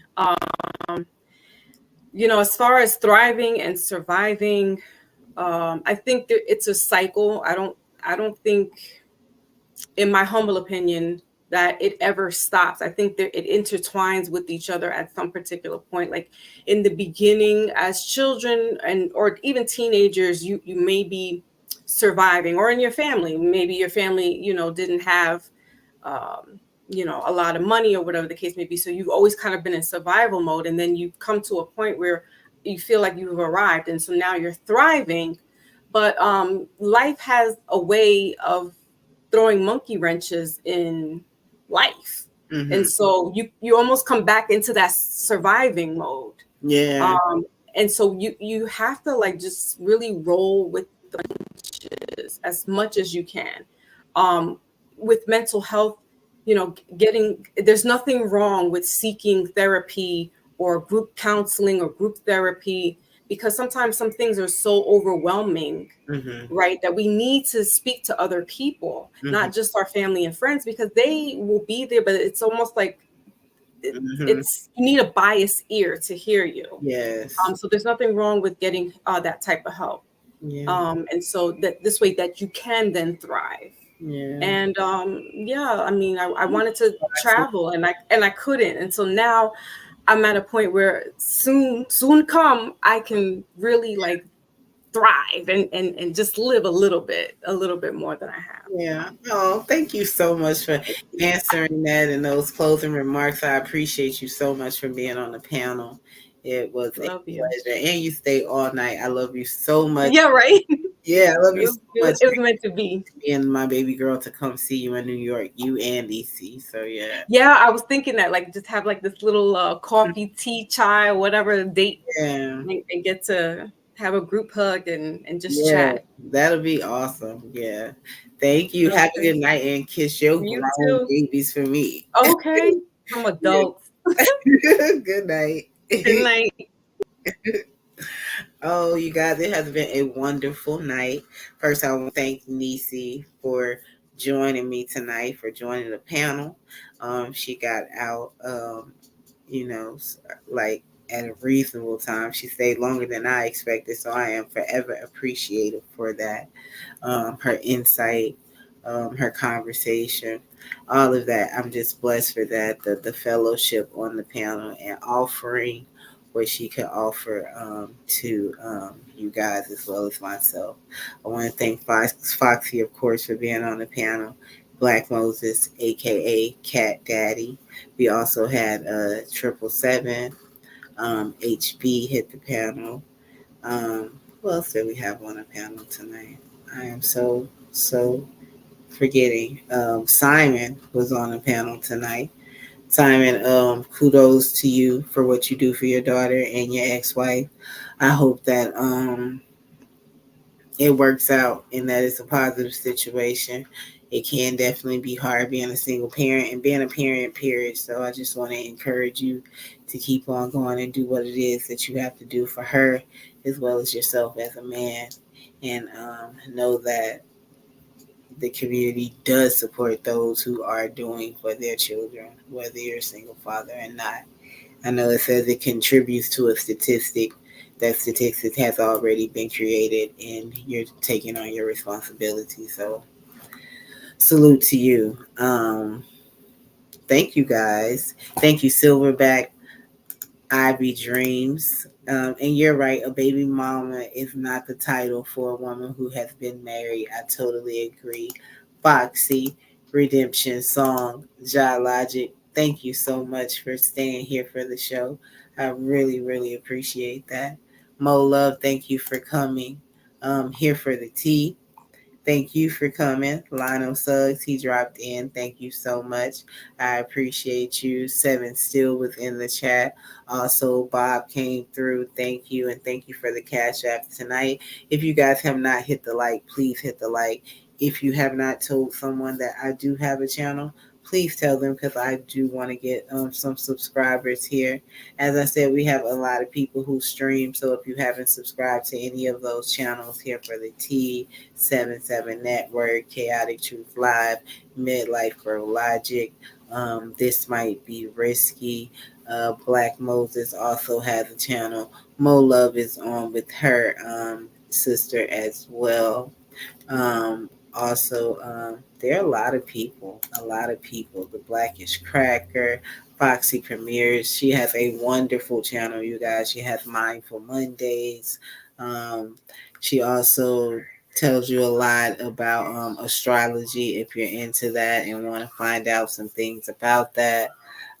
Just a really good panel that's very relaxing.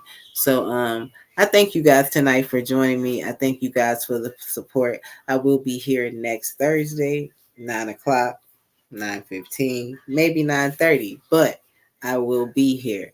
And I am going to be on Chaotic Reacts on this Saturday. Yeah, sometimes it'd be hard for me. Last week was a hard week, but I thank God I got through it, and this week is new. So blessings to you all. Stay prayed up. If you don't have nobody to love, I hope you find someone in life. And blessings to you all. Good night and thank you. Bye.